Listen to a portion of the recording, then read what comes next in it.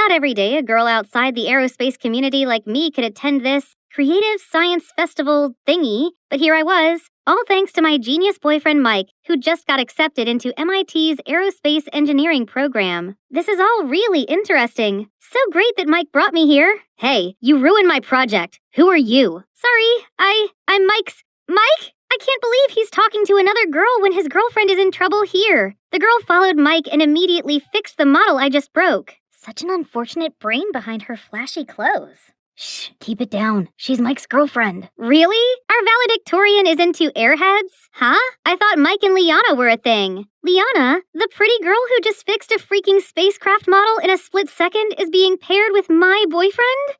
I'm Chloe, by the way. Sorry, I didn't introduce myself sooner. I just, never felt so self-conscious before. Mike and I have been together since high school. Back then, I was popular and had many boys chasing me. Everyone seemed amazed that a girl like me was with a nerd like him. But now, Mike's already an intern at NASA despite being only a freshman. Looks like he's a celebrity among his peers, and I was just his brainless girlfriend. For the first time ever, I felt like I had no place being such an elite student's girlfriend.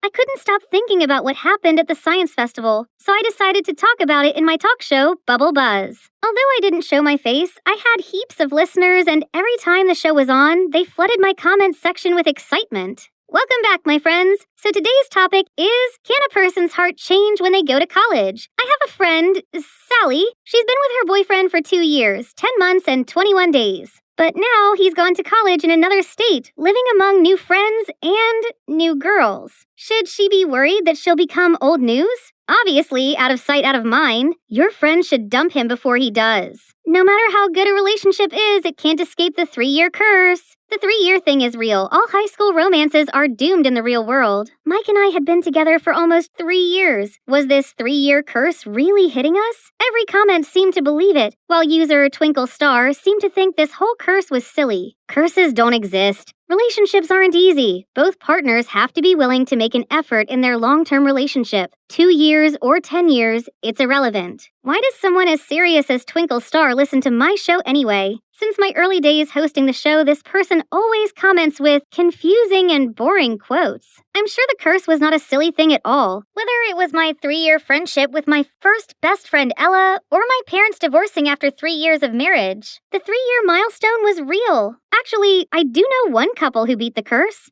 They're my grandparents. Grandpa's rather a cold and reserved person who only had eyes for his wife. So I asked Grandma what the secret to their successful relationship was. First, be grateful for your partner and not take love for granted. Second, know him better than you know yourself. Third, learn to forgive and apologize. Was that it? That wasn't exactly helpful. Our relationship was in a life or death situation and I needed to really do something. Right that moment, someone appeared in the kitchen and I couldn't believe it. My sister Mindy. I hadn't seen her in ages since she moved out with Dad. I explained my fears to Mindy and she seemed to understand exactly why I was so concerned. Don't worry, sis. I'll stay here for a while so I can help you two overcome this curse and reignite your passion. First of all, as Mike's the biggest nerd I know, you need to appear more academic. Taking Mindy's advice, I gave myself this academia aesthetic, then went to see Mike at the amusement park. Oh look, there he is. Huh? Chloe? You look different. Since when did you wear glasses? I've, always worn them, Mike. You must not have noticed. I stayed up late last night to watch a physics documentary. Now it's time to impress Mike with my knowledge about how water fountains actually work without electricity and run solely on gravity. How the fat in ice cream impacts the freezing point, and I could taste the fat droplets. And how G-force and inertia were taken into account when mechanics made roller coasters for the thrill. But he didn't seem impressed at all. Chloe, you're not yourself today. Are you okay? I'm not okay. I've been wiggling my foot at you for ages, but you never noticed my undone laces. You didn't let me try your ice cream first, as you always do, and you didn't notice the effort I put into learning all this sciencey stuff for you. I'm sorry. I have this big project on my mind, and... Mike Jenkins, you've changed. The Mike I know and love was attentive and wouldn't let me walk around with untied shoes. You don't love me anymore. It all got too much for me, so I hurried off. Well, as quickly as I could with my shoelaces flailing. As soon as I got home, I phoned Mindy and told her everything. I was so lucky to have my big sis. OMG, he did what? It sounds like he just doesn't care about you anymore. Do you think? Maybe he was Wow! If he cared, he would have come after you. Instead, he let you walk on dangerous sneakers. Mindy was right. Mike grew cold on me. This 3-year curse was real. Now what should I do? There's only one thing. You'll have to test him. I've been sitting here for the past hour, and Mike hasn't... Here he comes. This was Mindy's idea, faking a car malfunction and calling Mike for help. Wow, you're so good. I'd still be stranded here alone without you. You could have asked someone else or called a garage. There wasn't even anything wrong with... It doesn't matter. But you're my boyfriend. Yes, your very busy boyfriend who lives in a different state. Anyway, I got a dash, and we'll have to take a rain check on next week. I have a lot on my plate. Then Mike left, leaving me more afraid of losing him than ever. As if he just left. His new environment changed him even more than I thought. Chloe, you have to infiltrate his space now before you lose him forever. So I went sneaking into Mike's dorm room and transformed it from nerdy to romantic chic. I hear footsteps. I better hide. I can't wait for him to see it. There's Mike, but... Huh? Who's with him? Oh, wow. Romantic much? Then the other person started taking their clothes off. I leaped out of the closet ready to tackle this man-stealer to the ground, but... Hold on a second. That's actually a man. Mike's roommate, Gus. Chloe, what are you doing here? I'm sorry. I just wanted to surprise you and ask you to come on a date with me today, tomorrow, whenever you're free. I told you I'm busy this week. I have an inspection tomorrow. So, you mean I'm bothering you? You don't need me anymore? Here, you can use my ID card and go with Mike to the inspection. Make it a hot date. That's very kind of you. Thank you so much. One way or another, my infiltration mission was a success. The next day, I came to this technical area with Mike and just stuck to him, not knowing what else I was supposed to do. Chloe, don't touch anything, okay? Mike, there you are. You have to come and see this. She dragged him off, and did she just smirk at me? Ugh! What an awful pick-me girl. She was obviously trying to separate us. No way was I gonna let her get away with that. I'd show them all that I deserved to be with him. While Liana's by herself walking around with a VR headset, I came to tell her to keep her hands off my boyfriend. Oh, there you are. Stay away from Mike. Little do you know that he has a girlfriend. You're just a clingy airhead that he's too polite to break up with. I'm the perfect girl for him, not you. I'm the most influential radio host on social media, and a third wheel like you call me an airhead? I'll make sure everyone knows what a horrible person you are. Really, so scary. As if I'll be worried about those pathetic gossip girls. How dare she? I pushed her, and suddenly, smash! Her headset broke into pieces on the floor. Oh no, Mike told me not to touch anything.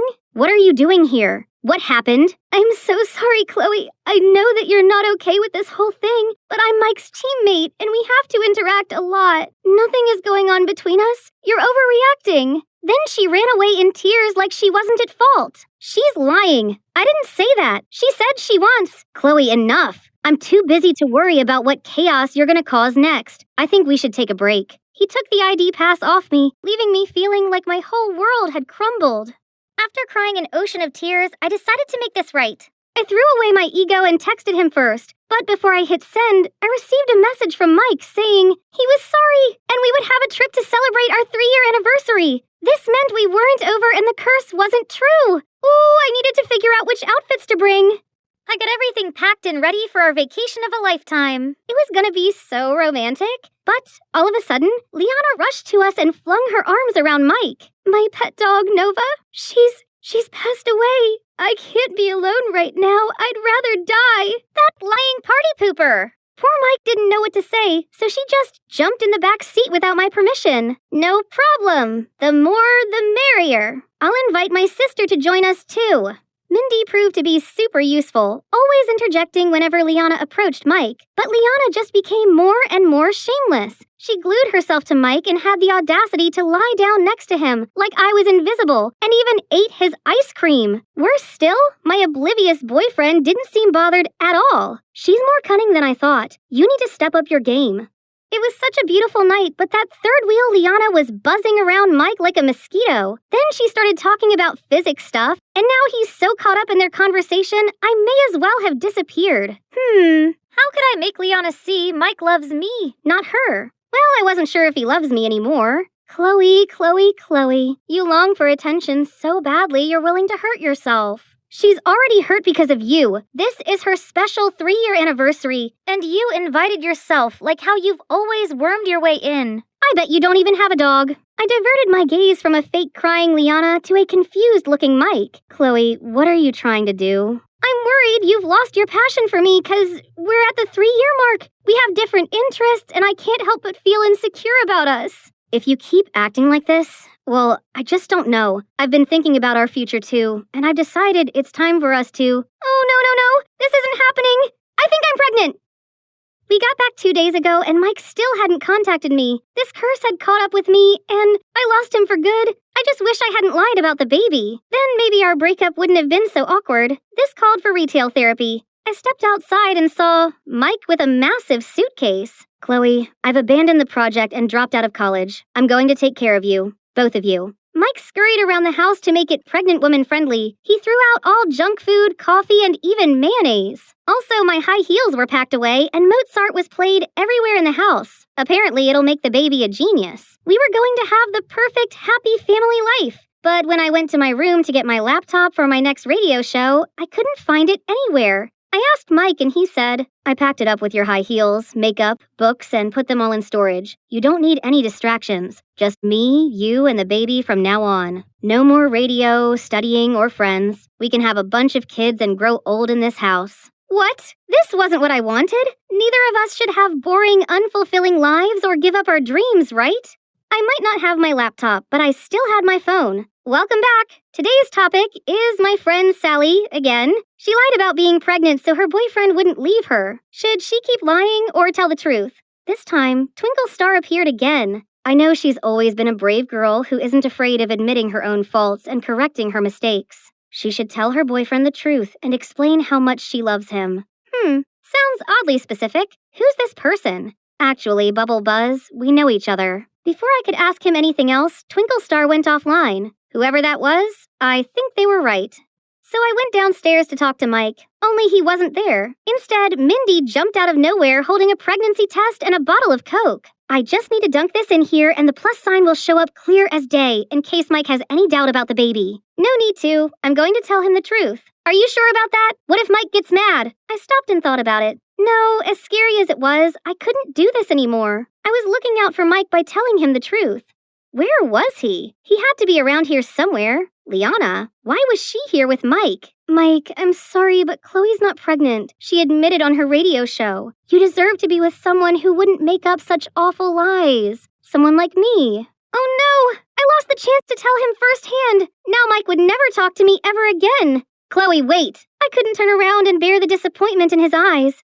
I couldn't blame anyone, any third wheel or curse for destroying my relationship. Hey there, I know this is an unscheduled show, but I wanted to talk to y'all. That girl I talked about yesterday, Sally, well, she's me. I faked being pregnant to keep my relationship, but my boyfriend hates me now. I was so terrified of this 3-year curse that I became this jealous monster. Mike even dropped out because of me. I'm so selfish for expecting him to spend every minute of his day with me. He needs his own life too. We both do. It's the time apart that makes our time together more exciting, and our love more passionate. Now we've broken up and it's all my fault. I stopped to catch my breath.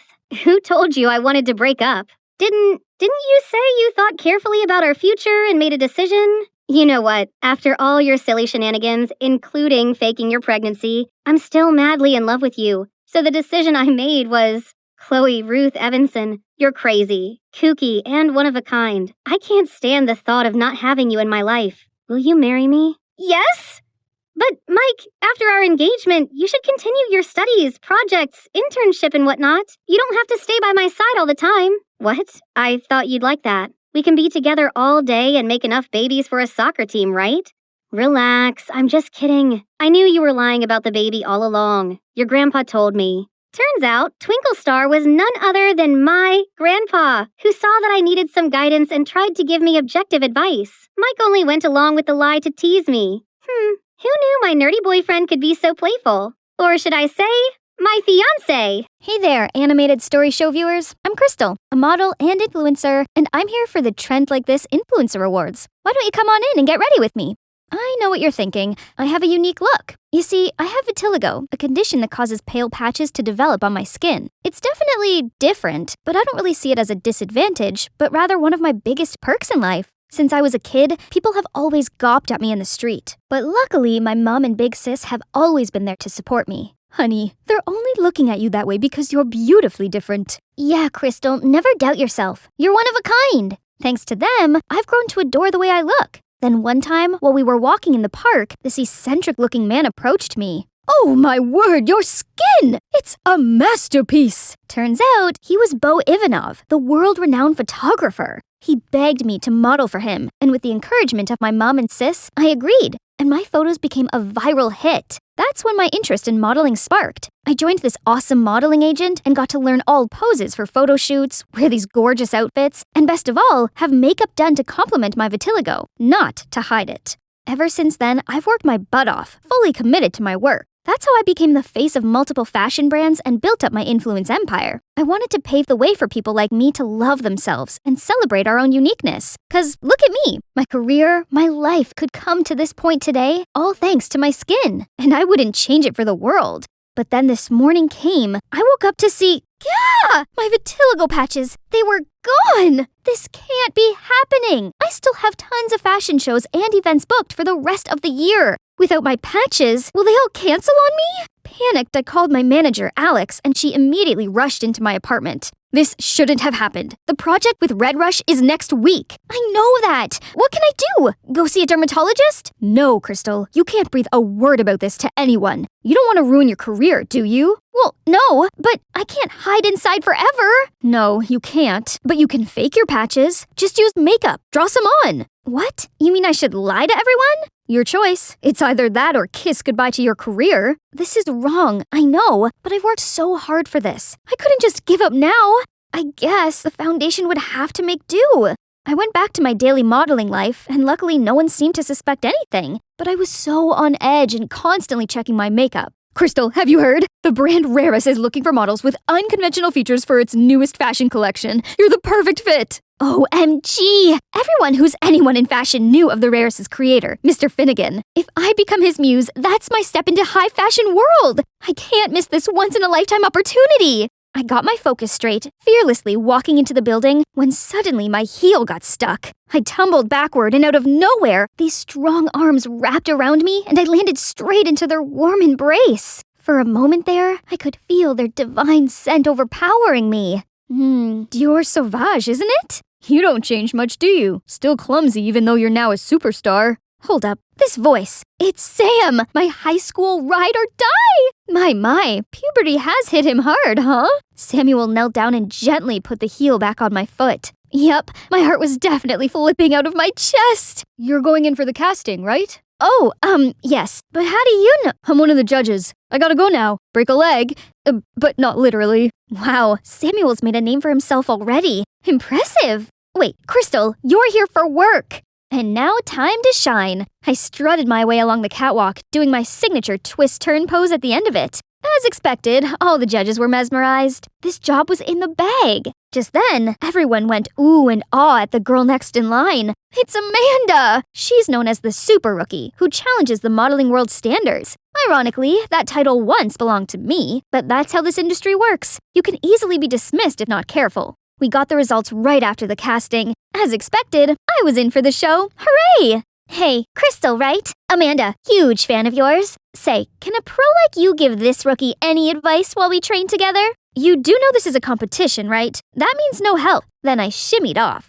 Day 1 of the training, and I already messed up. I had to disguise myself to sneak out and buy a new one. Crisis averted, but this did make me 30 minutes late. You're the professional. Act like one so us amateur can look up to. A veteran in modeling, or so they say. Those chicks wouldn't miss the chance to dethrone me, especially her. Welcome, everyone. May I introduce you to our Fall 2023 Haute Couture collection. It is inspired by the elegant art of ballet, so besides your usual training, you'll have a chance to learn some of the moves to capture its true essence. Then I'll pick my star, my vedette. Ballet? I hadn't done that since the accident! Little 6-year-old me was having a ballet performance and had to do this crazy spinning technique. But somehow, I ended up twirling like a humming top, then face planted right on the stage. I never forget the audience's mocking waves of laughter. No, get yourself together, Crystal. Whatever the challenge is, I'll succeed and rock the vedette position.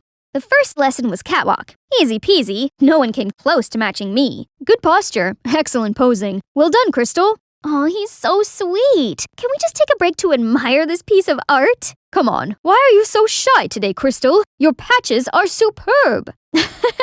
Except they're just the magic of makeup. But the nightmare had only just begun. Jeez, these clothes were way too tight. They got me melting like the witch from the Wizard of Oz. Gotta go touch up.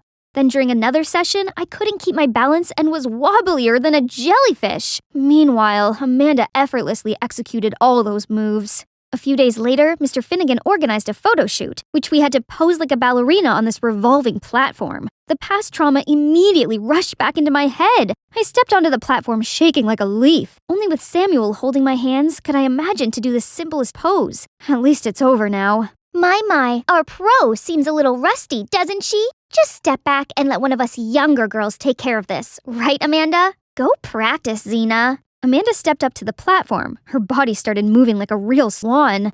Gorgeous, Amanda. You're as graceful as the ballerina in the musical box. That's it. I think we got the shot. Well done. The whole set erupted in applause, and Amanda was the center of attention. Looks like you could learn a thing or two from your junior. Look, I may not be the best ballerina out there, but I'll show them where 1000% efforts get me in life. So I stayed later after the training to practice more, starting with stretching. Ouch, not as easy as it looked. Okay, let's try again. Just have to raise my leg and... Whoa! Okay, this time it has to work. And now the hardest part, sur le point. Uh-oh. Just then, Samuel appeared, trying to catch me, but we both ended up stumbling on the floor. Don't try too hard. You may hurt yourself. It's just, the vedette means a lot to me. I know you can do it. You've been such a positive influence, and I know that energy can get you what you want. No, my patches! I'm sorry, I didn't mean to. It's okay. I crossed the line. I'll just leave now. Don't, please. If you only knew the truth, you wouldn't think so highly of me. Hey, what's wrong? You can talk to me, you know. Just then, the lights brightened around us. What are you two doing here at this hour? Samuel looked startled and immediately kept his distance from me. Nothing. I saw Crystal practicing. Thought I could give her some advice. That's not fair. I need some too. What do you think of my releve? They started laughing together like a married couple. Since when did they get so close? After a few days of intense practice, I may not be a ballet master yet, but I did feel more confident about facing the final challenge, which decided who would be the vedette. Look at this gorgeous couture design! I would make a perfect black swan. I tried the dress on, but accidentally smudged the foundation and got it all over the dress. Oh no! I immediately rushed to the bathroom trying to wash the stain off. Stupid foundation! Super stain my butt! The door suddenly snapped open and in stepped Amanda! Your vitiligo patches? They're coming off? And what are you doing with the dress? I tried to hide it, but she already snatched it away from me. Is it foundation stain? Did you fake your vitiligo? No, I was diagnosed with vitiligo for real, I swear. I told her the truth, thought she was going to use it against me, but to my surprise, she looked heartbroken. I decided to pursue modeling because I felt inspired by you, but now you're telling me it's all a scam?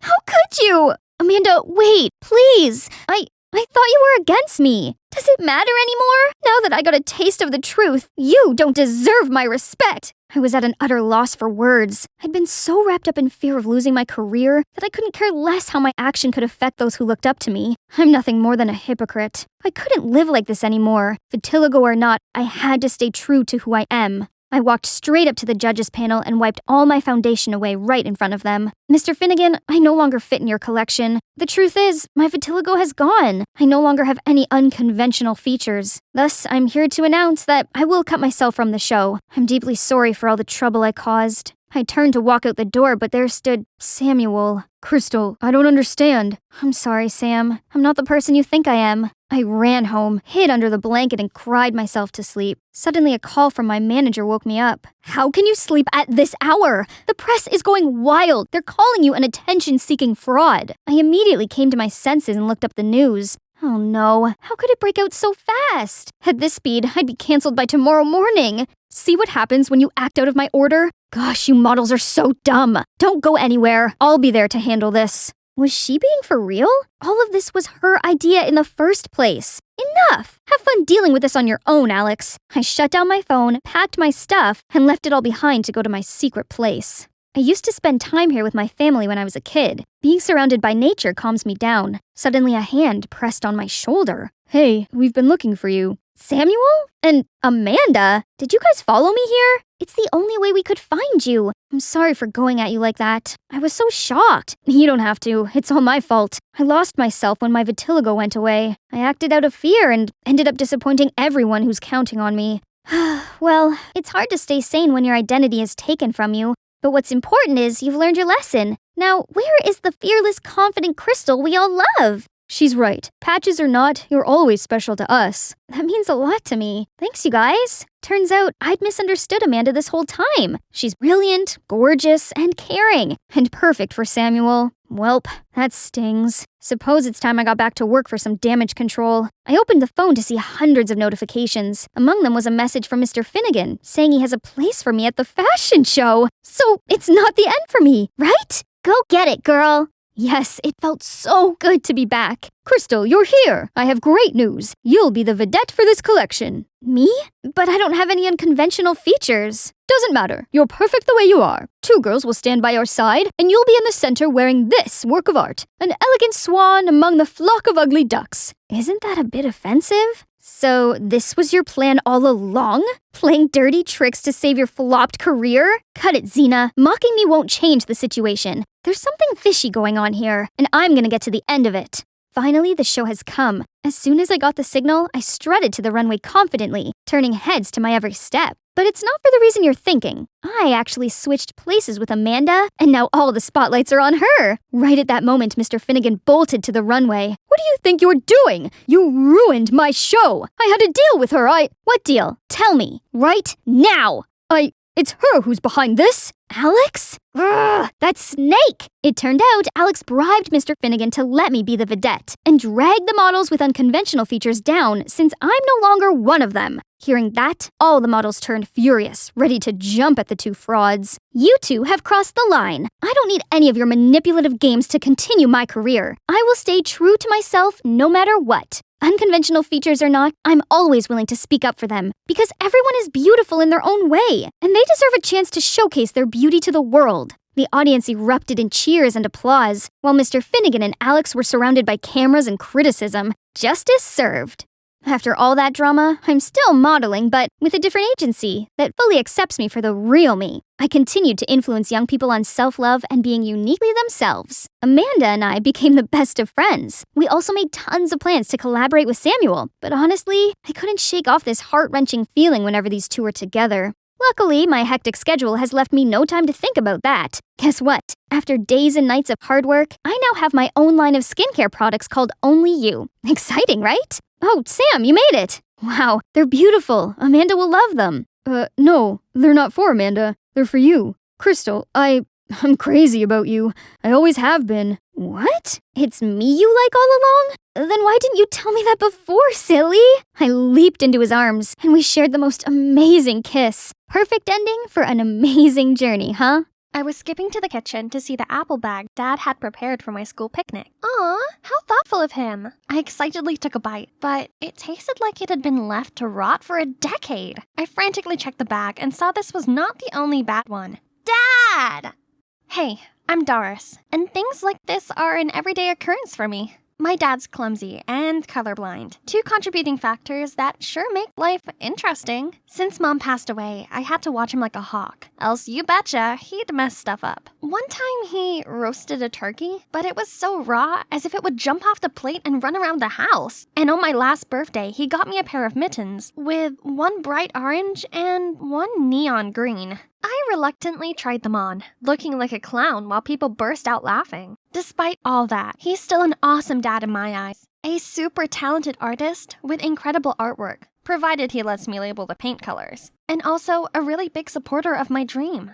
From the first time he helped me skate on the lake, I knew it was my life's calling. If I can be an artist, even though I'm colorblind, how can just a few bumps stop you from being a figure skater? Bravo! I'll definitely give him a 100, except that he does have one bonkers rule. No dating until I'm 18. Whatever, it's not like I gave boys much thought. The only boy I spoke to was my neighbor, Ben, and Dad seemed to like him. That kid's pretty good. He likes drawing and artists are caring people, just like me. And he seems to not attracted to girls either. I'm not sure about that, but it's true that we can never be a couple. His mushy manner is definitely not my type. Anyway, it's super fun having him as a friend. Since we were little, Ben always went along with anything I asked, from drawing me a unicorn picture from my room, giving me his only ice pop, to more exciting things, such as knocks and runs, and covering the neighbor's car in toilet paper. And now, he always escorts me to my skating practice a few towns away, and just sits there scribbling something until I finish. This whole month I've been practicing so hard for the upcoming big competition in town. I'm gonna bring a medal home.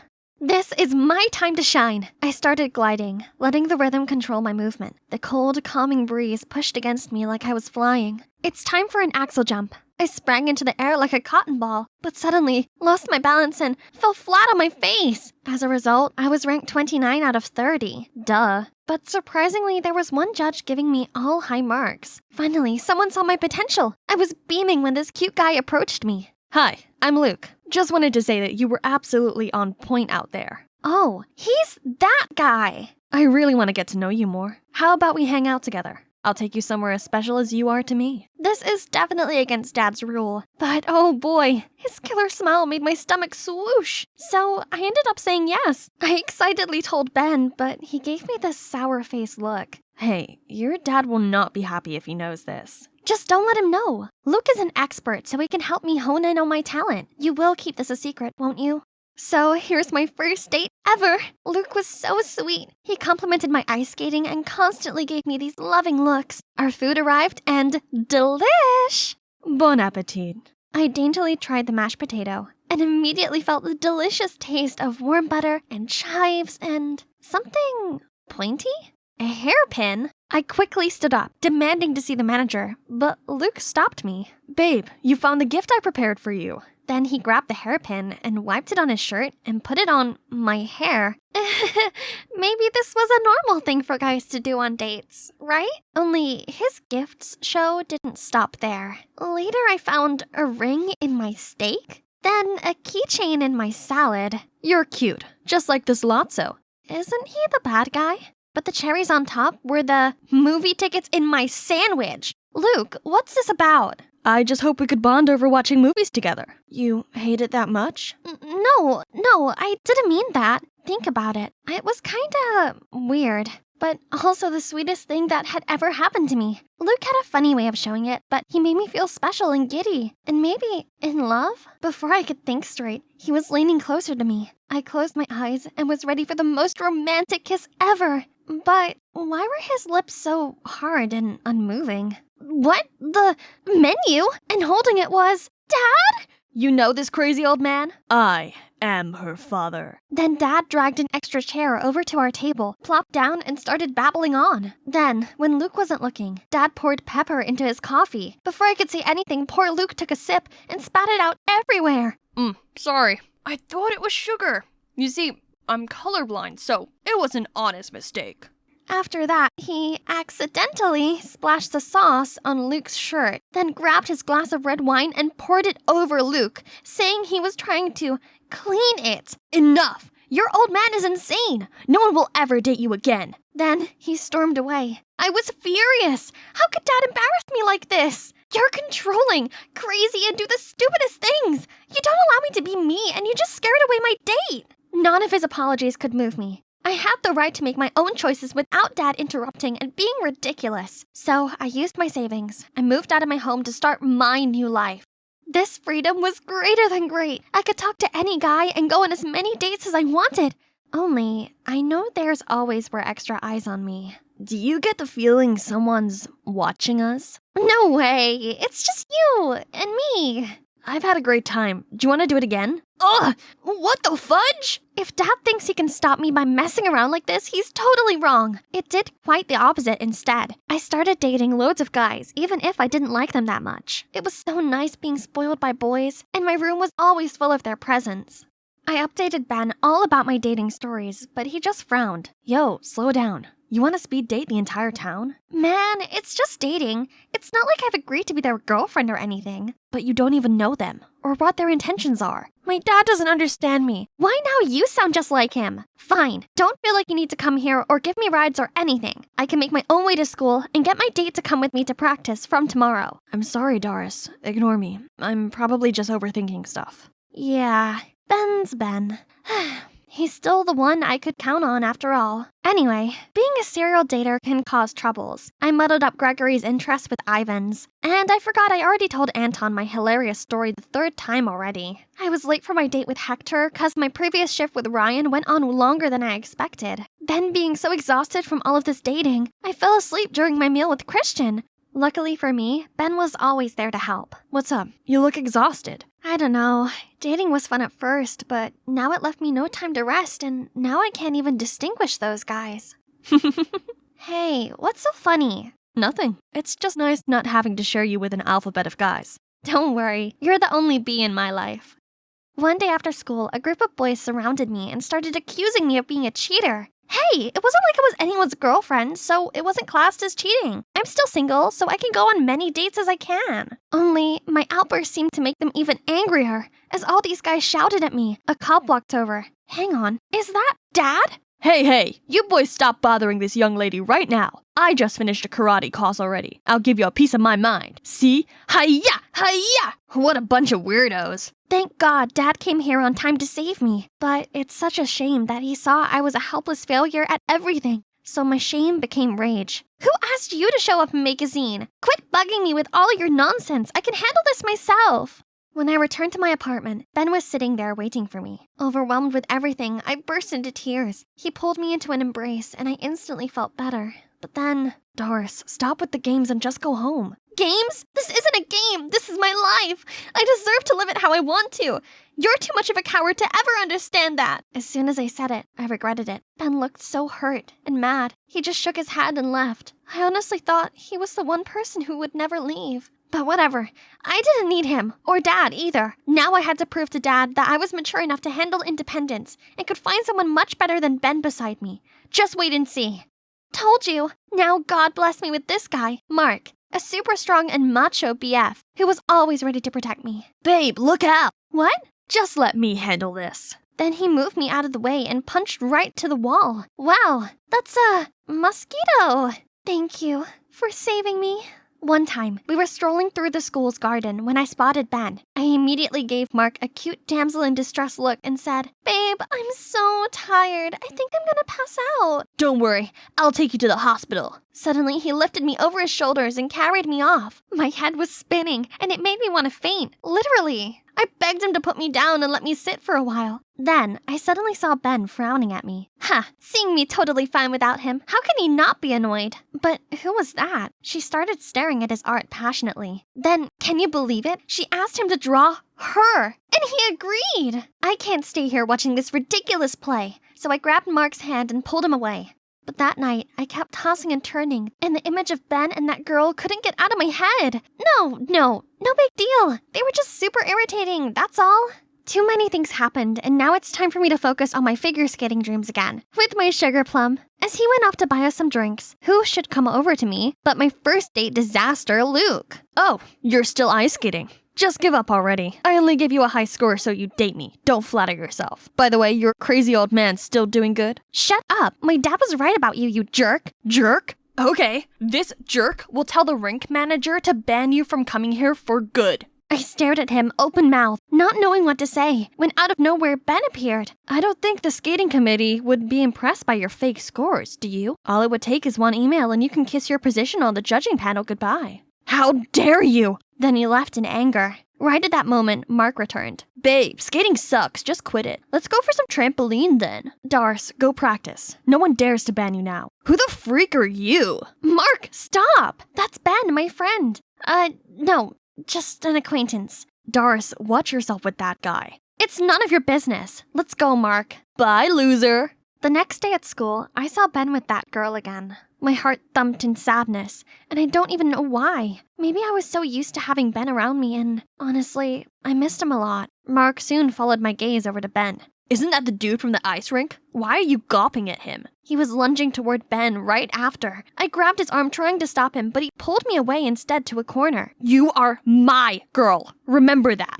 In front of me was a total stranger, not the normal Mark I know. He was supposed to protect me, but now all I felt was scared. I couldn't move. Mark leaned over to kiss me, and I immediately blocked him. What? How dare you? Oh no, I'm screwed. Terrorizing your own girlfriend, I see. Nice. Ben?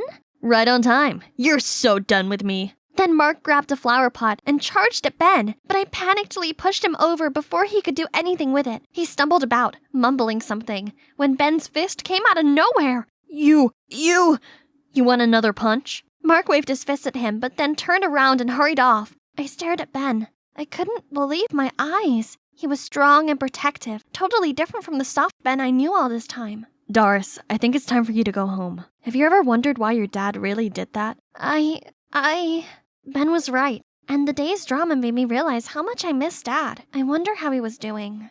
I arrived back to find Dad sitting all alone, dozing off, amid a pile of mess. He was in stained clothes, and on the easel was an unfinished picture of me. With tear-stained eyes, I ran to him and held him tight. I'm so sorry for leaving. I thought I would be okay by myself, but I'm definitely not.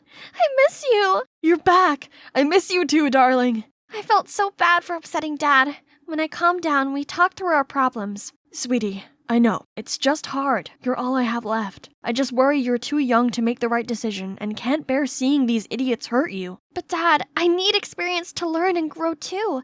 Support me, will you? Of course. I always wish you can find a kind man who understands, supports you, and is always by your side, and makes you truly happy. All those qualities reminded me of someone. I kept chasing after trivial things out there, thus forgetting the one who was standing by me all the time. So I immediately went to find him. Hey, Ben. Oh, hey. You'll be pleased to know I've moved back in with Dad. Yeah, that is good news. Look, Ben, I'm sorry. I've been an idiot. I took you for granted, and now I feel very bad for this. I, was wondering if you'll take me to practice tomorrow? I'll think about it. And I didn't expect to see you confronting a tough guy like Mark. You're not just a timid, arty type, are you? Who says I'm timid? I'm only like that when I'm with you 'cause it makes you happy. I'm actually fully capable of looking after myself. And, you. Hey guys, I'm Feather, and I look just like any other 16-year-old, right? Actually, my life as a teenager is far from ordinary since I have hemophilia, a rare disease in which my blood doesn't clot properly, so even a simple graze could be fatal. My parents are so worried that I might hurt myself that they keep me safely shut away in this mansion. In fact, I've never left it. Money isn't a problem to them as they own this massive energy corporation, so to compensate for me not being able to go outside, they make sure I get anything I ask for. My giant playroom is cool, right? Not only that, but I also own a dressing room with hundreds of cute Lolita outfits. And an enormous pantry full of my favorite snacks that I can enjoy at any time. You see, there's honestly nothing to complain about, except I suppose it does get a bit lonely sometimes. Until one morning, I was woken up by a screeching noise coming from downstairs. Are you kidding me? Do you want to burn my throat with this or what? What's going on here? I went over to the living room and was stunned to see a girl sitting way too comfortably on our couch. I was still trying to figure out who she was when she suddenly said, "You, standing at the door, get me another glass of cool water. Now." Taken aback, I instinctively went to get her water. Then the girl finally looked up and seemed startled to see me. "Oh my, I'm terribly sorry. I thought you were just one of the maids." Turns out she's Katie, the daughter of Mr. and Mrs. Forger, the two scientists that are collaborating with our family's corporation. My parents arranged for them to stay here to facilitate the research on the upcoming project. When I told her about my life and condition, she seemed really surprised. "Oh, Feather, it's as if you live in your own tiny world. There are already flying cars out there, and they've just invented time machines too. You're missing out on so much." "Really? How come no one told me about this?" "I'm just joking, silly. Whoa, you weren't kidding about not leaving this place, were you?" Then she started telling me about some of her favorite things to do in the outside world, such as watching the latest movies in the cinema, going to the mall where she could actually try things on before buying them, or attending all the fun festivals. It all sounds so cool. We chatted for ages, then I showed Katie around the mansion. Her reaction when seeing my dressing room and the playroom was seriously priceless. From then on, I spent lots of time with Katie, but my favorite part about being around her were her stories about school, where she got to learn new things and make a lot of friends. Seeing my excited expression, Katie immediately suggested that I talk to my parents about maybe letting me experience it myself. Actually, it doesn't hurt to try, right? So at dinner, I gathered my courage to say, "Mom, Dad, I want to go to school. I understand that you're worried for me, so Katie will come along to protect me. Right, Katie?" Oh, yes, that's right. Feather is in good hands, Mr. and Mrs. Adams. My parents seemed very hesitant, but after a whole lot of persuading, they finally agreed with conditions. We'll join the most prestigious school in the state and have our own chauffeur. As for Katie, to avoid any incidents occurring, I suggest you get rid of the long nails and jewelry, Katie. We went back to my room after dinner, and I just couldn't hide my excitement. Yes, we'll get to go to school together soon. What should I prepare? What would you recommend? But then I noticed Katie staring in sorrow at her newly done set of nails. I'm so sorry, Katie. Is there anything I can do to make it up to you? It's okay, Feather. What matters is that you're able to go to school, and I'm so happy for you. It's bedtime anyways. I'll head back to my room now. I'm so lucky to have a friend like her. As I was indulging in my thoughts, a familiar voice startled me. Hey, I heard you two are going to school. Are you sure it's safe? Katie doesn't seem all that trustworthy. That is none of your business. You're just jealous that I've made a new friend while you're still lonely, aren't you? In case you're wondering, this guy is Liam, the butler's son. He was my childhood best friend and used to come to the mansion every day for homeschooling and to spend time with me. But we had some petty argument and I hadn't seen him since. Well, at least not until now. He was about to ramble about something else, but I slammed the door in his face. I wasn't going to let him ruin my mood. What I need to think about is my school day that's coming up. Oh my, it's so exciting. I really can't wait. We are going to Edgewood High today. So I decided to wear my favorite Lolita dress as Katie suggested. Oh, I almost forgot, Mr. Freddie. He's been my best friend since childhood, and of course he had to come along with me on this big day. Katie also said I should try introducing him to everyone. That would help me make new friends faster. Such a brilliant idea. Whoa, we're finally here. Hey, Katie, how do we find our lockers? Hey, Katie, when is lunch? Hey, Katie, do you know who's going to teach us? Oh my God, Feather, stop asking. Everyone's staring. I didn't even notice. It's probably because we're new. Hi, I'm Feather. Or maybe it's because of your extravagant outfit. Before I could say anything, someone spoke up. That's a lovely dress. Oh, you're right. They do seem to like my dress. I waited for everyone in the room to settle, then confidently introduced myself. Hi, everyone. I'm Feather, and this is my best friend, Mr. Freddie. As soon as they saw Mr. Freddie, everyone burst out laughing. I didn't know what was so funny, so I just awkwardly laughed along. After class, I asked Katie why our classmates laughed earlier, and what she told me was unbelievable. They were making fun of me. It's so sad to know, but I guess not everyone can be as nice as Katie. She also told me to dress down next time to attract less unwanted attention. It's a bit upsetting, but I guess I'll have to do what's best. So I listened to Katie's advice and ditched the OTT dress. Just like she said, people actually stopped staring at me. Here, hold this. You look really good holding books. Huh?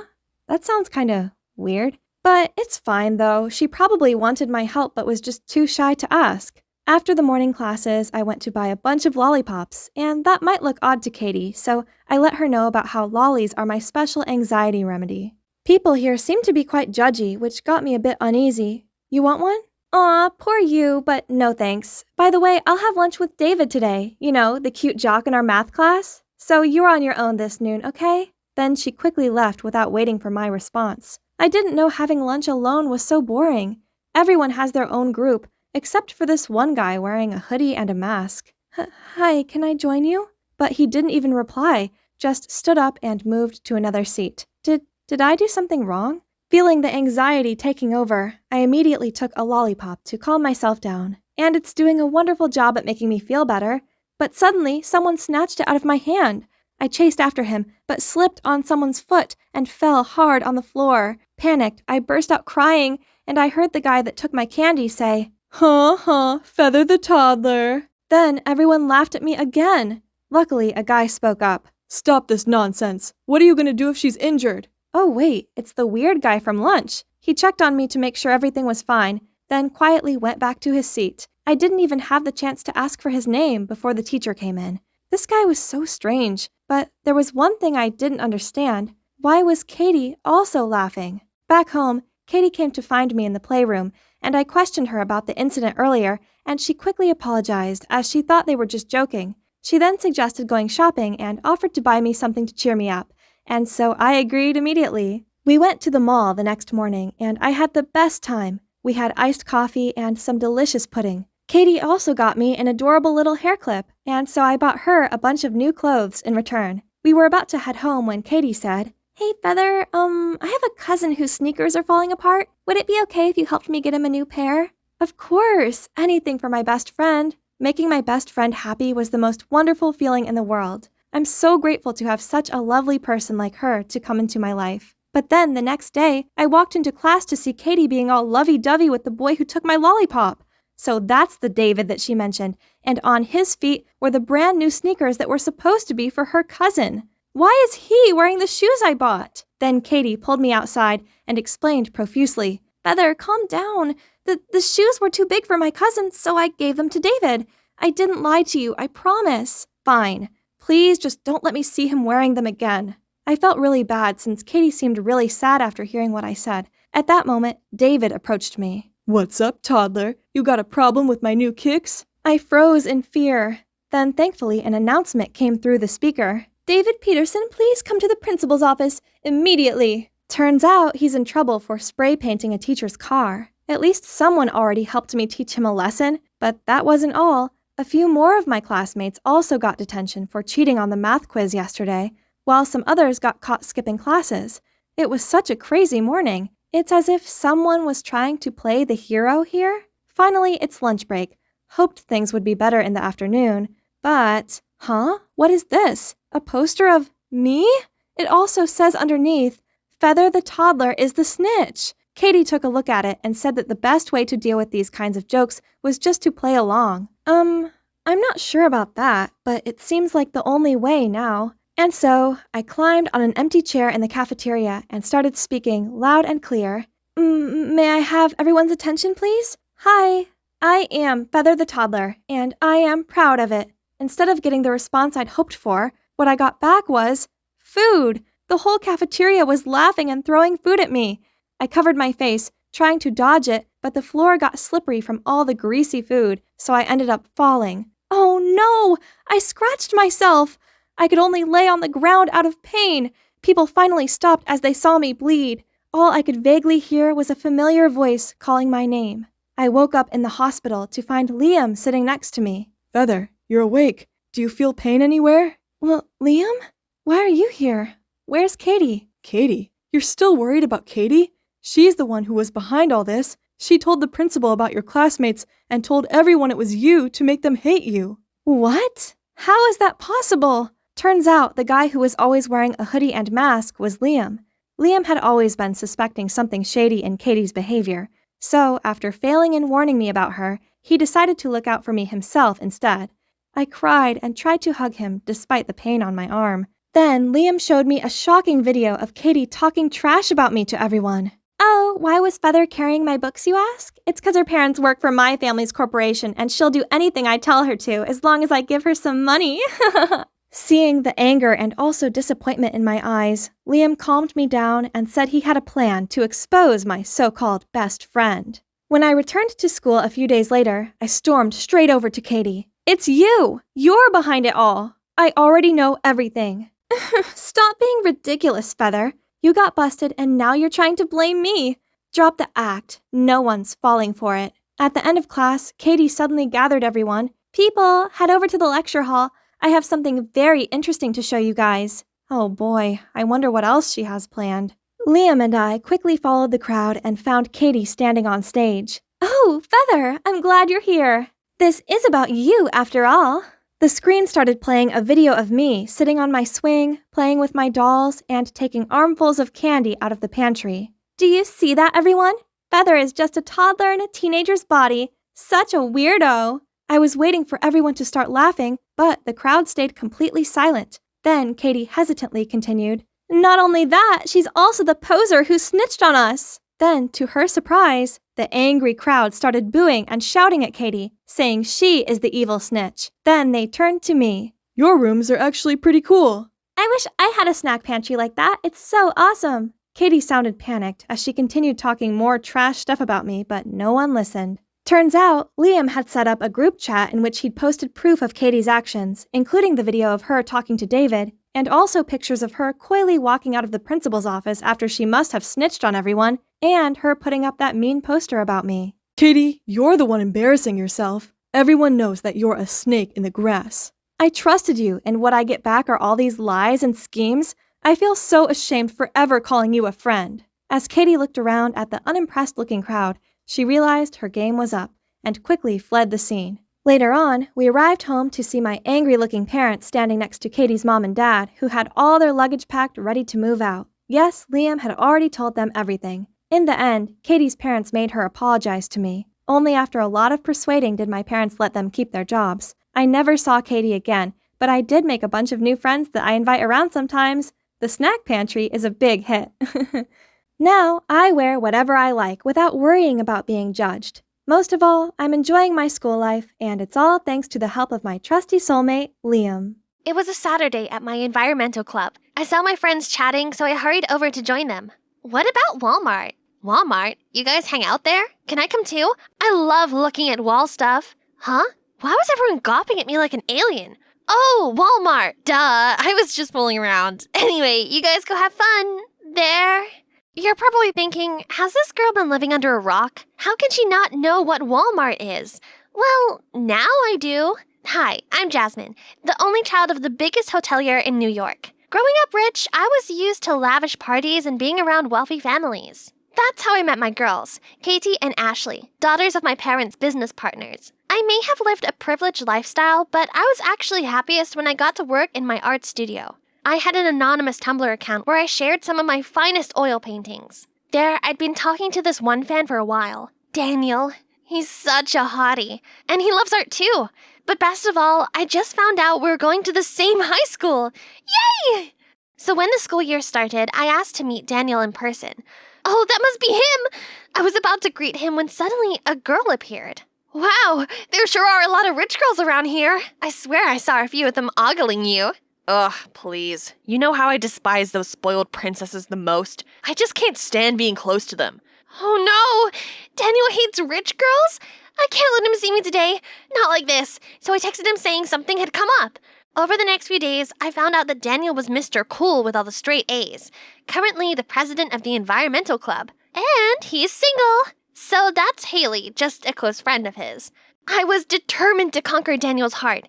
I just needed to figure out a way to get around his whole anti-wealth thing. Aha! I'd pretend to be some normal girl and join Daniel's environmental club. In the meantime, I'd make him fall for me before telling him the truth about my Tumblr account. Of course, I couldn't let Katie and Ashley know about this either. And here I am, at the environmental club. I immediately approached Daniel with candies, but you know how terrible rappers are for the planet. Besides, Dan doesn't like sweets. At lunchtime, out of habit, I ordered fast food. But as I went to fetch it, I saw everyone gossiping amongst themselves about the terrible person who dared to order food in single-use plastic. Oh, silly me. I totally forgot I was in an environmental club. I quickly lied that I'd already eaten despite my stomach giving out some monster growls. And today's incident was yet another embarrassing moment I created for myself at the club. Oh, Walmart! Duh, I was just fooling around. Anyway, you guys go have fun. There. Learning to be a normal girly is hard, but dealing with my rich friends was even harder. I'd been so busy at the club I totally forgot I still had the recycling bag on me. Not mine! Another time, I nearly got caught while trying to raise funds with other clubmates. I ended up hiding in the restroom for an hour straight. But all the suffering was worth it, as I got to hang around with Daniel. Daniel, I got this for you.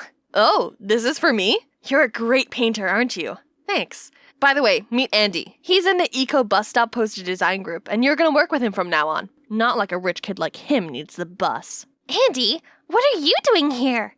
I could say the same about you. My dad just married Daniel's mom, so I'm here to support my new stepbrother. Ooh, so Andy, whom I met through fancy parties with our parents in the past, was in Daniel's inner circle. This was wonderful news! So I confided in him all about my plan to get with Daniel. So, any chance you could help a girl out? Sure. I've always wanted Daniel to have a girlfriend anyway. He seriously needs to chill out a bit. From then on, Andy started teaching me about the ordinary life. One time, he insisted on taking me to the amusement park for the first time. Why do people take the bus anyway? Why don't they just drive a car? Not everyone can afford a car, Jazz. So, when will the bus come to pick me up? The bus doesn't come to you. You have to go to the bus stop. Huh? A bus stop? What is it? It's a corner with a bench. You'll see. The bus was stuffy, and there was a funny smell coming from somewhere behind me. Where's my champagne and hot towels? Jazz, this is a bus, not a plane. You don't get those things here. Later, the bus suddenly jolted and I flew forward, but Andy caught me in his arms. I peered up at him and my heart almost skipped a beat. He looked so fine from this angle. Finally, we made it to the amusement park, and it turns out it was so much fun. I went on these twirling teacups until I felt dizzy and threw some balls at a tower of cans. On the way home, Andy insisted on joining this massive line to try some tacos. I'd never waited this long for food before. But oh boy, they were tastier than a Michelin star food! Best of all, Andy also helped me get close to Daniel. Only I got so nervous. The trees are leafy, aren't they? I mean, all trees are leafy, apart from trees in the winter, as they're not very leafy. You're just the right combination of cute and awkward. Holy moly, he thought I was cute. I was ready for my sweet first kiss when Haley butted in and started boring Daniel with talk of some project. Later that day, Haley pulled me into the corner. Who are you, and why join this club? I'm just an environmental enthusiast and a nature lover. This girl is everywhere, third-wheeling with me and Daniel. But it's okay, as Andy had invited me to his house to work on a poster for the club. And I mean, I could conveniently bump into Daniel there too. Oh, some of the paintings here were amazing. I didn't realize Andy was an art fan. We discussed some of our favorite artists, and then I showed him my finest paintings on my Tumblr account. Wow, I can tell you truly have a knack for transitional blending. Actually, I dreamed of becoming an artist, but then Mom left me and Dad to travel the world and fill her own painting dreams. I didn't want to make Dad any sadder than he already was, so I stopped painting. I told him to pursue his passion no matter what, and invited him to join me in my art studio whenever he wanted. Suddenly, it was so hot in here, I needed a glass of water before I melted. I walked into the kitchen to find Daniel daydreaming out of the window. Hey, is everything all right? Eco Bus Stop has hit a dead end due to the lack of funding. I knew I could just give him some of my allowance, but that would mean revealing that I was a rich girl. So I decided to cheer him up by pulling funny faces and said it would all be okay. But then... You don't understand. I have to make this project successful no matter what. Only then I can get a scholarship into my dream university. His attitude stunned me. This Daniel was completely different from the fan I talked to. But maybe he was only acting up because Eco Bus Stop means a lot to him. So, the next day, I decided to give Daniel his most wanted gift, an envelope with my monthly allowance. Just as I was about to reach Daniel, Haley stopped me. I know your secret already, rich girl. What? No! You must be dreaming stuff up. Oh, really? So you don't know these people? Aren't they the troublemakers from the rich kid clique? Yeah, they are. Why would I be friends with those spoiled brats? Spoiled brats? Jazz, how could you say that? Your whole Save the Trees act didn't work on me. You were acting fake from the start, so I followed you and saw you with your rich friends at the luxury outlet. That's correct. Jasmine Father owns more hotels than your dumb club members' houses combined. I don't know what she's doing here. Next thing I knew, Daniel walked off without saying a word, so I ran after him. I knew it so well that rich people like you ain't no good. You could have funded the project, or at least helped me ask your father for a loan, but you did nothing. You disgust me. I only did it because I like you! Right then, Katie and Ashley caught me up. I'm sorry for what I said earlier, girls. It was my fault. I shouldn't have said such nasty things about you guys. I didn't think a noble lady like you would ever lower yourself for a pity boy like him. If you want back in the clique, then cut ties with your low-rent friends. Maybe my club friends were right. We've been so shallow and materialistic. We should change, not them. You! How dare you, Jasmine! Jasmine! So, Daniel didn't want to see my face while Katie kicked me out of the group. For 1 week straight, I shut myself in my room. It was awful, but it did give me time to think more clearly and come to realize I should stop chasing Daniel. Instead, I want to be more active at the environmental club as I truly love contributing to the greater good. So, the next morning, I went to the beach cleanup with the club. Everyone looked so shocked to see me, especially Andy. You're back! I'm so glad you came. How have you been? Then we chatted happily while cleaning up the trash with everyone. Only Daniel and Haley were visibly annoyed, but I just couldn't care less. From then on, I was busy helping prepare for the Shark Tank show to raise capital for Eco Bus Stop. One day, Daniel approached me and apologized for overreacting that day. He went on to explain that his mom's been labeled a gold digger ever since she married Andy's dad. He wanted to show that, unlike Andy, who had been born into privilege, he didn't need money, and that he could get a scholarship into his dream college through Eco Bus Stop. Hearing this, I softened and forgave him. After that, we became friends again, and I think he was flirting with me. Hey, Jazz, you look nice today. You've got such beautiful eyes. But for some reason, every time I was with him, all I thought about was Andy. Time passed by, then came the Shark Tank qualifying round. The whole club nervously watched Daniel present the project. And guess what? Our project was selected for the final round. Right after that, Daniel followed me outside. Jasmine, will you be my girlfriend? I was so confused that I mindlessly nodded, but somehow I didn't feel happy at all. On my first date with Daniel, I found my mind wandering back to Andy. Worse still, I felt like he was avoiding me. A few days later, I threw my 16th birthday. All my friends from the environmental club were there, except for Andy. Later, Daniel went on stage. Hey everyone, I prepared this special song for my girlfriend Jasmine. You say you're sorry, but it's too late now. So save it, get gone, shut up. 'Cause if you think I care about you now, girl, I don't give a fudge. Next thing I knew, everyone was gasping and giving me pitiful looks. So this is for you, Jasmine, you useless, rich, spoiled little brat. Happy birthday, you're dumped. I froze, but tried to pull myself together. Yes, I'm rich, but never useless and spoiled. People are more than just their social class, you know. Suddenly, I saw a fist flying through the air. It was Andy punching Daniel. You jerk, you'll pay for this. Then he leads me away. Andy sat me down on a bench, and I just couldn't stop my tears. Stop crying already. He doesn't deserve you, he never did. But I couldn't deal with this right now, so I turned and ran off without uttering a word. After crying myself to sleep that night, I knew the next day I had to be tough, so I returned to the club to get my stuff. Hey, I'm sorry about what happened last night. I never thought he could do such terrible things to you. And I'm sorry for being harsh on you this whole time. I know now that was wrong of me. It's okay. I guess it was just my fault from the start. I ignored the fact that we were incompatible just because he was my fan. Daniel is your fan? Yeah, from my Min Arts account on Tumblr. Oh god, that's you? I'm the fan, not Daniel. Oh, that makes sense. I guess I misunderstood everything all along. But why is there a photo and info of Daniel? Haley admitted to having a crush on Daniel. But now that I see his true colors, he's just not worth it anymore, you know? I'm gonna leave this club too. It's Daniel who needs to leave. Just wait and see. Despite still being in a mood, I showed up to Shark Tank's final round to see the project I contributed to. And yes, our Eco Bus Stop project finally got the funding approval. When suddenly, I'll invest in the project, but I don't want Daniel as my partner. I want it to be Haley, as she's the real mastermind behind this. all the club members shouted in union to support Haley and boo at Daniel. What about our deal? You said your father would invest in my project if I dumped Jasmine publicly. I don't know either.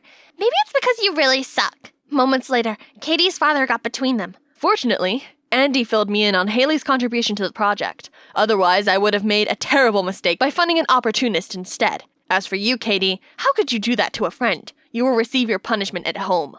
After the show ended, I went for a walk with Andy. So, this was your plan all along, huh? Daniel went too far this time. I need to teach him a lesson, and... Jazz, I've liked you since we first started hanging out, but I stupidly agreed to help you get with Daniel. This is so sudden. I don't know, Andy. I promise to take care of you from now on. Please give me a chance. Andy, actually, I like you too, but my stupid self kept telling me to pursue Daniel, and all this time I've been thinking about you a lot, but I just need some time. That's all I need to know. Finally, my spectacular sweet 16th is here. I spent months deliberating over every tiny detail of this perfect butterfly-themed party. Better yet, all the VIPs from the fashion industry were invited. Pretty impressive, huh? By the way, I'm Charlotte Stone, a fashion influencer with over 500,000 followers on Instagram. One day, I'm going to become an iconic designer just like Tory Burch. This party was my big chance to get noticed by all of these big shots. But wait, Ava? What on earth is she doing? Don't you realize how important it is to sort out garbage? It's not all junk. Like, this one is very valuable. Oh my gosh! Ugh! And now she was replacing the guest napkin with some biodegradable tissue. Suddenly, she's startled and rushed to an incoming guest. Your scarf! Is that real mink fur? You ruthless monster! Oh no, that was Trixie Maxflower, the famous drag queen, who's now strutting off in anger thanks to my sister's outburst. Ava was ruining everything with her hippie ways, and all of my guests were leaving. No, it's all ruined, and it's all her fault. Ugh. This wasn't the first time Ava had pulled things like this. She called herself an eco-activist and constantly brought rubbish home to remake into things, argued with anyone who didn't sort their waste properly, and forced everyone she knew to join climate change protests. The worst part was, I was always dragged into those dumb campaigns. It's super embarrassing being called the trash girl's little sis. Lonnie, where are you going? Wait up! Hey, trash girl, why don't you recycle this into skating shoes, huh? Next thing I knew, a gross banana peel landed smack bang in my face. Lottie, are you okay? No! My party was going perfectly until you barged in with your lunatic eco-anxiety. I wish you'd left my party, not them. Actually, I wish I didn't have a tree-hugging, trash-loving sister at all. Then I pushed Ava aside and stormed off. She'd gone too far this time. But maybe what I said was a bit much? The next morning, I woke up to see a birthday gift from Ava on my bedside table. It was this cute bracelet, made from recycled plastic, of course.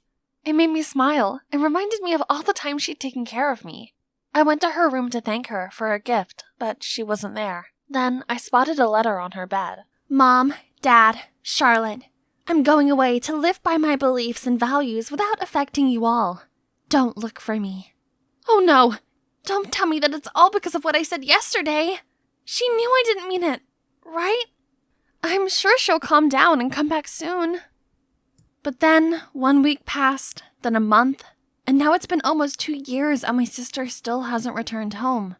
We've looked for her at environmental events, but still had no hint. Until one day, I stumbled upon a YouTuber who talked about discovering an eco-friendly island run by a community of environmentalists. That sounds like Ava's style. Wait a minute, I've seen this before. This island looked just like the one from the picture hanging in Ava's room.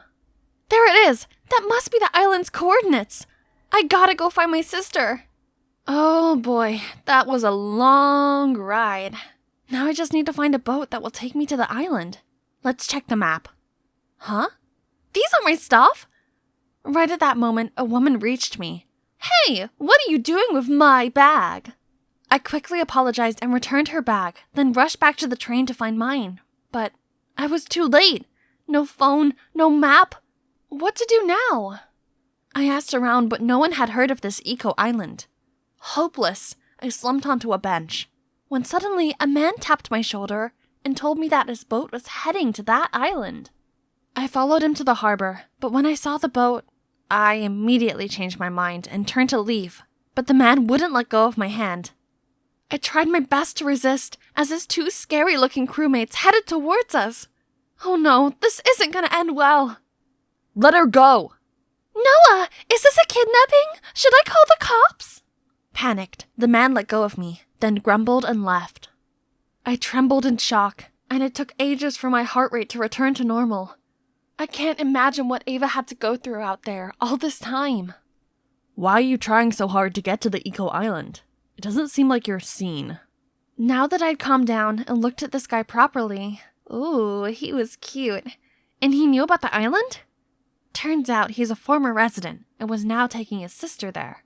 I asked him if he knew anyone named Ava Stone, but he shook his head, saying that most people who came to the island changed their names to start a new life. Okay, so I just have to see for myself if Ava was actually there. However, Noah said he couldn't help, because the island has strict rules concerning newcomers. So I had to lie that I was also an eco-activist to convince them to bring me along. And ha! It worked! My hunch told me that I was now 1 step closer to finding Ava. That evening, Noah set up a tent on the beach and we waited there for a boat that was scheduled to take us to the island in the morning. Seeing Noah take care of Ellie made me miss my sister so much. My selfish stupidity had driven her away, but now I'm going to put things right. I'll definitely find you, Ava. Next day, Noah woke me up so early that even the gulls weren't about. We got on this rickety-looking sailboat without any engine. Hello? Were we going to the island or back to the primeval times? Noah helped sailing the boat, while I had to take care of the ropes. This was way harder than it looked. I could barely feel my arm muscles. Best wind ever. Charlotte, you're our lucky charm. But yeah, at least I had this beautiful view to compensate. Suddenly, the rope slipped out of my hand, causing the winch handle to spin and fling my bracelet into the sea. Oh no! Noah tried to stop me, but I was already deep in the water and immediately got swarmed by garbage. There it is. I pushed the trash aside, grabbed the bracelet, and was about to swing back when a fishnet caught my foot. Ah! I'm stuck! While struggling, I saw a dead sea turtle, tangled in plastic bags, drifting by. Is it foreshadowing my own fate? Then, I felt a tug on my waist, and suddenly I was rising above the water. Through coughs and splutters for air, I saw Noah. He'd saved me again. How could you be so foolish? You're lucky I reached you in time. No, you're the lucky one who just got yourself a new girlfriend. Me? What's wrong with you? Your actions could have killed yourself and my brother, and all you can think about is flirting? I'm sorry, but that bracelet is really important to me. And I'm serious. What is your type of girl, Noah? Me? Oh, maybe someone mature and brave? Got it. From now on, I'll be more mature then. By the next dawn, I could finally see our destination. But right when I stepped foot on the shore, two men who seemed to be village guards stopped me. You said you were bringing one sister, not two. Who is she? She's with me, Noah said. I tried my best to convince them, but they insisted on following the rule. No outsiders on the island. I didn't want any drama. All I wanted was to find my sister. Hey, the chief is coming! Jeez, what else is happening? I grabbed Noah's hand and hid behind his back. Please don't leave me alone. I won't. With my eyes closed, I heard someone step in and the female voice said, "What's all this commotion about?" Wait, that voice! I took a peek at the village chief. It's Ava! Ava? Is it really you? Charlotte? I found my sister. I rushed to hug her as tight as I could. I've missed you so much. Oh, little Lottie, how did you get here? I've missed you too. I'm so sorry for what I said. It's okay. I've forgotten about it already. Come, let me show you around. Turns out, the day she left home, she gathered like-minded people to come to this island and save its ecosystem. They built this village and a dike to protect the island from rising sea levels. When Ava asked me about my journey here, I told her all about the struggles I had to go through and how Noah had saved me. You like Noah? I guess so, but what's wrong with that? I mean, you always hated my eco lifestyle, but Noah and you do know we share the same mindset, right? That's true. They had many things in common, while I was like living in another world to them. It's okay. I've changed a lot since the last time you saw me, Ava. I was wondering if I could, stay here for a while. Ava agreed. Yay! Now I will have some more time to persuade my sister to go home and to win my man's heart. So, as the newest member of the village, the next day I started helping everyone with their tasks, like collecting coconuts, making DIY stuff, and planting corals. I even made use of my fashion sense and came up with stylish designs that were also environmentally friendly. Although Noah was too busy to see my creations, other villagers were very excited about them and often visited my workshop to try on new clothes. Hey, Sunshine. These designs are top-notch. You're like a tailor goddess. That's Sam, my coworker at the workshop. He seems odd, but he's actually a genius who could create technological devices out of scrapped materials. Each day he gave me a different kind of weird gift. This guy was definitely having a crush on me. But even his unicorn bicycle made from seashell couldn't move me, as I only had eyes for Noah. Speaking of Noah, he just walked past my workshop, right on time to show him this new material. I eagerly ran towards him, but stopped as Ava suddenly pulled him toward the hammock, leaned closer, and whispered something in his ear. What? So, when Noah said he preferred mature girls, he meant Ava? But what was my sister thinking? She knew I liked him. After that day, I couldn't concentrate on anything because of those two. Noah started to make excuses to not clean the coral reefs with me. And guess who was behind it all? Ava! Ouch. Great. I accidentally just stepped on the sea urchin. So I was rushed to the medical hut. Ava also came over to ask if I was okay, but I refused to talk to her. Or Noah. The wound swelled up, and I still couldn't walk normally a few days later. Surprisingly, Ellie started being nice and took care of me, and even went spying on Noah and Ava for me. Those two are made for each other. I even saw them secretly kissing a few times. They're the perfect king and queen of this island. Now there is no doubt that they're dating behind my back. How could Ava do this to me? Feeling betrayed, I dragged myself to the workshop. Maybe work can distract me from all this mess in my head. But here I was, stuck with Sam and his cheesy pickup lines. You must be exhausted, because you've been running through my mind all day. Just leave me alone. I stormed out of there, but tripped and fell over. Right then, a hand reached out to help me. It was Ava. Jeez, she's the last person I want to see right now. You don't have to pretend you care about me. You know full well that I like Noah, but you still got with him. Charlotte, what are you talking about? I'm leaving today, and so should everyone in this village. This place is for cowards who ignore the real eco-problems that are happening in the outside world. There, I'd let it all off my chest. But unexpectedly, the villagers came out of the bushes, holding decorations and a birthday cake with my name on it. They were throwing a surprise party for me. Oh no, I didn't mean to. Disheartened by my words, they all left. I guess you saw me with the chief when we were planning your birthday surprise. There is nothing going on between us. I thought you'd grown up, Charlotte. But I was wrong then. God, the guilt I felt right now was killing me. Frustrated and ashamed, I knew I couldn't stay here any longer. I waited until everyone was asleep to sneak to the beach and set sail on a small boat into the stormy night. But I couldn't make it far before a giant wave engulfed me and the boat. This is the end, I guess. But when I opened my eyes, Noah's face appeared in front of me. Did you just save me again? No, the chief did.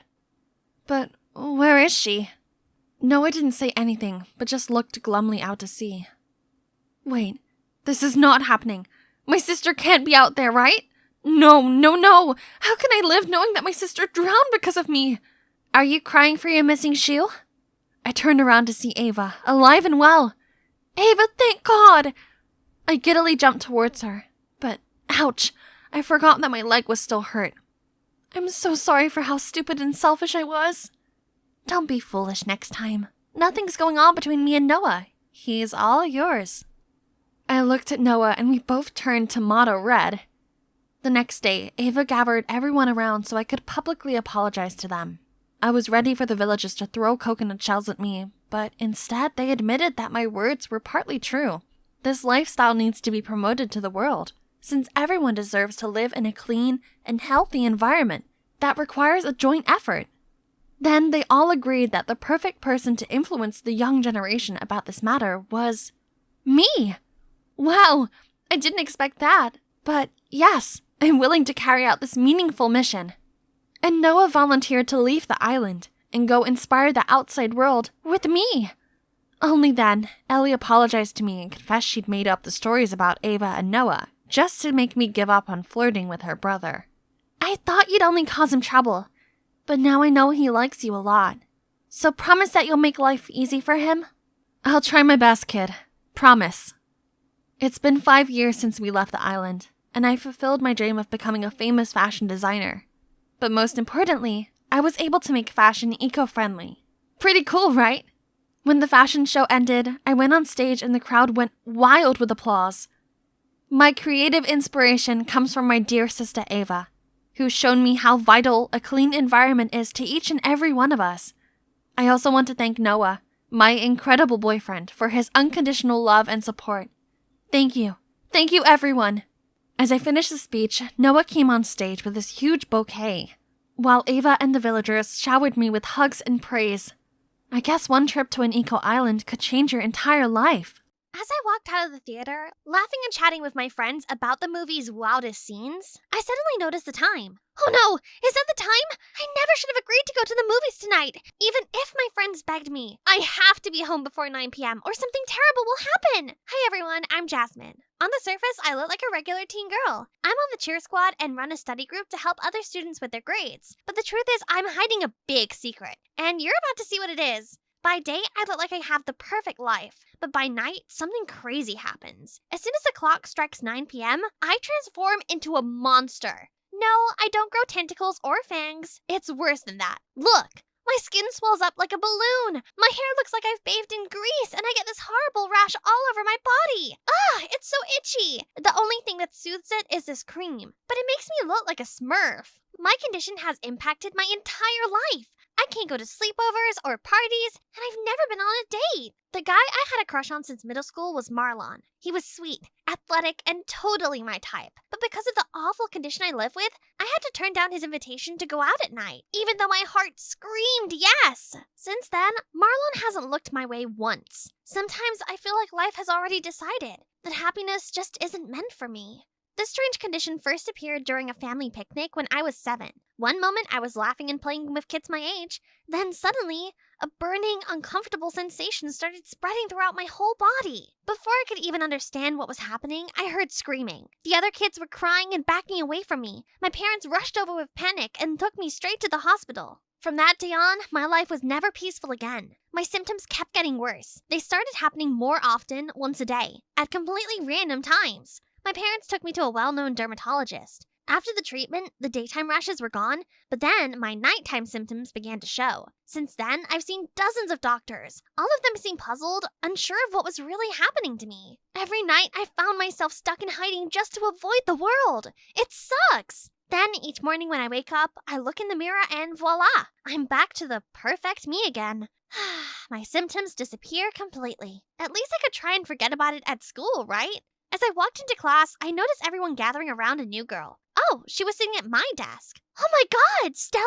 Stella was my BFF back in 3rd grade, but one event changed everything. It happened on the day of our school's Cinderella play. We were happily walking to the auditorium when suddenly Stella collapsed and screamed. Panic washed over me. I helped her to a nearby bench. She was in so much pain she couldn't move another step. I didn't know what to do. I didn't want to leave my friend, but the play was about to start and it was my first ever performance as lead.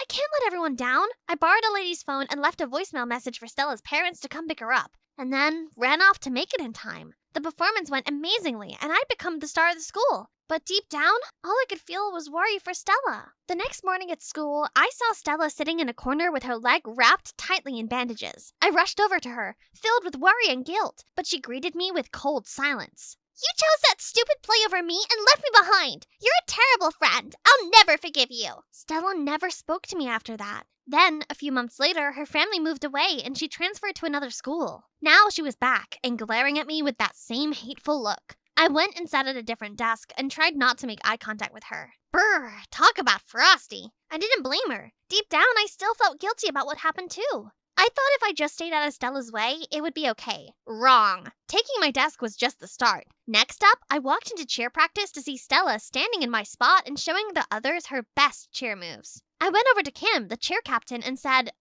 is there a mistake? Stella's in my spot. No mistake. You missed the last 2 practices, so you're off the team. Stella has your spot now. What? This was so unfair! When I looked at the notice board, it said the practices were canceled. Thinking about it, Stella had been hovering around the notice board when I looked. She must have been behind this. Then, when I tried to arrange my study group, the students told me it was taking place that evening at 8:30 p.m. at Stella's house. I couldn't go to a study group that late. I'd never get home in time. I tried talking to Stella about this while she was sorting out her locker, but she just smirked at me. Get over it, Jasmine. I'll do what I want. Just like you did. I was about to apologize for the past, but then I saw Marlon walking toward me. He was wearing a blue shirt that complemented his eyes, and he looked so dreamy. Stella, I'm sorry about... I know that look. You like Marlon, don't you? Well, I'm going to make him like me instead. I put up with Stella's vendetta, but this was crossing the line. Dragging Marlon into this mess was not fair. He didn't deserve this. I was so done letting her ruin my life. I needed to talk to Marlon and sort this out. I went up to him after a soccer practice and he seemed happy to see me. We started talking and then he asked me, Jasmine, there's this new action movie out. Do you want to see it with me later? yes, but what time is it on? Great, it's on at 8 p.m. I'll meet you there. Is there an earlier showing? I can't be out at the time. Stella was right. You never liked me. You just didn't want anyone else to have me. I tried rushing after him to explain, but then I saw him talking to Stella by the school gates. I couldn't compete with someone who could stay out as late as they wanted. Taking my spot on the team wasn't enough. Stella even wanted to steal Marlon from me. But that still wasn't the worst part. The next morning, when I walked into class, I suddenly noticed strange looks being thrown my way. Those mocking, sneering expressions made me feel completely uncomfortable. I walked up to them and snatched the phone from my classmate's hand. What I saw left me completely stunned. It was a photo of a leg wearing an electronic ankle tag with a caption, "This is the real reason Jasmine never stays out after dark. She's a shoplifting criminal. Thief, give me my phone back." What? I'm not a thief. I was sure Stella was behind all of this. I wasn't going to put up with it any longer. So I decided to confront her and make everything clear. Why did you make up lies about me? What's wrong, Jasmine? Don't Mommy and Daddy let you stay out late? Yes. No, I can go out when I want. Prove it. Come to Kim's party later. But you better not steal anything. And the whole group started laughing out loud. I didn't have much of a choice. If I didn't go to Kim's party, then everyone would think the rumors were true. But if I did go and didn't leave in time, they would see the real me. I just had to make sure I left well before that happened. I arrived at the party at 8 p.m., figuring I just needed to show my face and then this would stop the rumors. I just couldn't relax and kept on looking at the time. The whole situation felt uncomfortable, and to make it worse, I needed the bathroom. But of course, there was a huge line. When I went to leave the bathroom, disaster. It was stuck shut.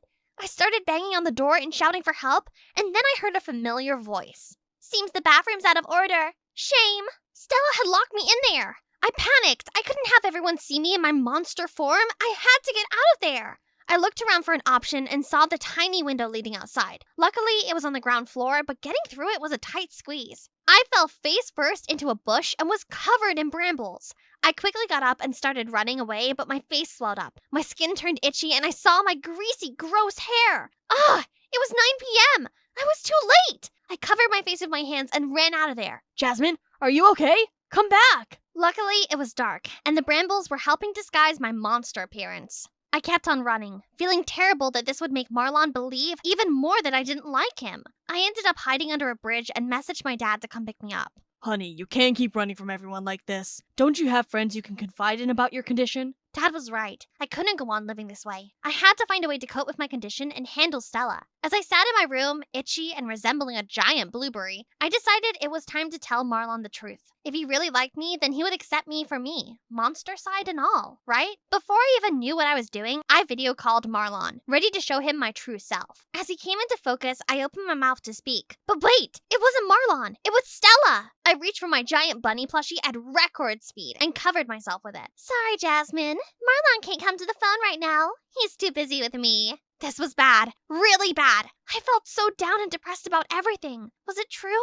Were they together now? I had built up so much courage to show him the real me, only to end up more humiliated and more alone than ever. Mom and Dad tried making me my favorite food and cheering me up, but nothing worked. In the end, they told me they had something important to tell me. Jasmine, your symptoms only appear at night. Actually, they're side effects from the treatment. The doctor said it was still experimental, but we agreed.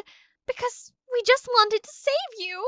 You're all liars! I felt so betrayed by them that I stormed out of the house, even though it was 10 p.m., and I looked like a monster. I'd walked 10 blocks when my anger faded and my panic set in. I needed to get home and hide before anyone I knew saw me. I saw our car slow down next to me and tried to walk quickly. The window rolled down, and to my horror, I saw Stella's smug face peering at me. Ew, you look gross. What's wrong with your face? Guess this is payback for leaving me on the side of the road so you could shine a Cinderella. Look at you now. You're an ugly stepsister. I fought back tears as I carried on walking. I didn't want to say anything to Stella. I just wanted to get home. Get in, Jazz. Let's go somewhere we can talk in private. When I glanced at Stella, she was scowling. Her face twisted with anger as she watched our car drive away. Marlon took me to this beautiful, secluded lake. Even though I looked like a mess, he sat beside me and listened as I opened up about everything. My condition, the reason I kept my distance, and the messy fallout with Stella that turned her against me. Jasmine, you were a kid who made a tough choice. Stella has no right to treat you the way she does.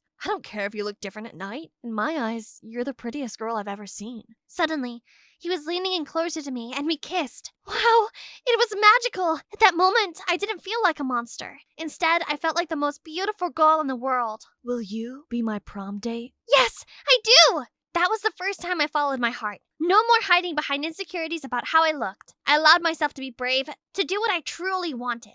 After saying goodbye to Marlon at the door, I walked in and saw my parents still waiting for me. Do you have any idea how dangerous it is out there at night? Sweetheart, we were so worried about you.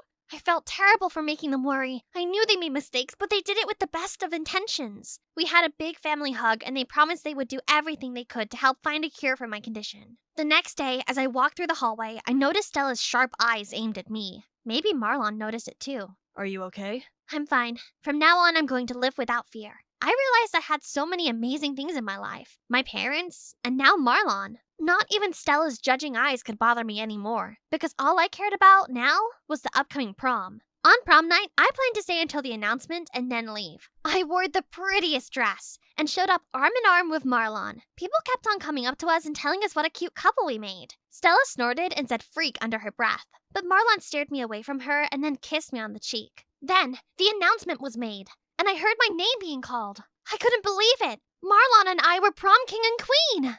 May I have the honor of inviting the queen of the night to the stage? As I went up to the stage to get my crown, I heard people laughing and gasping in shock. I turned and saw it behind me, and my heart sank. There was a huge picture of me looking like a monster. Those were pictures Stella snapped of me that night, catching me at my worst. I bit my lip to hold back my tears as I spotted Stella watching me with that same smug expression. Not so perfect now, are you? I didn't think it could get any worse, but then I felt my face start to itch. I looked at my watch. Oh no! To my surprise, being crowned prom queen, I'd lost track of time. I wanted to run and hide, but Marlon stopped me. You can get through this. Marlon was right. I couldn't live in the dark forever. If I made it to this prom, then I'm going to face the doubts head on, no matter what they think of me. At the very least, I'm still me, and I'm strong enough to face it all. Hi. I know my appearance might shock all of you. Well, there's a reason I avoid night events and always go home early. I have a rare hormonal disorder that changes my appearance after dark. This symptom has made me feel ashamed for years. But now, it's time. Time for me to live for myself. To stop letting this illness control me. Right after my speech, the entire room fell silent. Then, one by one, everyone stood up, clapping and cheering for me, except Stella. What? Why can't you see how ugly she is? I should be prom queen, not her. She's a monster. Stella, I know you were hurt by the past, but Jasmine never meant to upset you. She didn't want to let you down, but she didn't want to let everyone else down either. You are selfish and unkind. You are the real monster. Stella stormed off. I couldn't help but smile as I looked at Marlon. He took my hand and led me to the dance floor.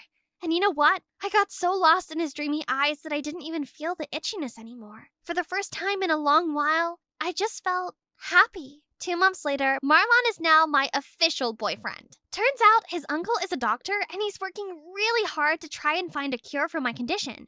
But honestly, cure or not, I'm happy. I have an amazing family and boyfriend who loves me just the way I am. Since that prom night, Stella has disappeared from my life. I did want to be her friend, but I guess there were things inside her she still couldn't let go. And me? I learned how to grow from my mistakes. I learned to love myself, even with the strange illness I live with every day.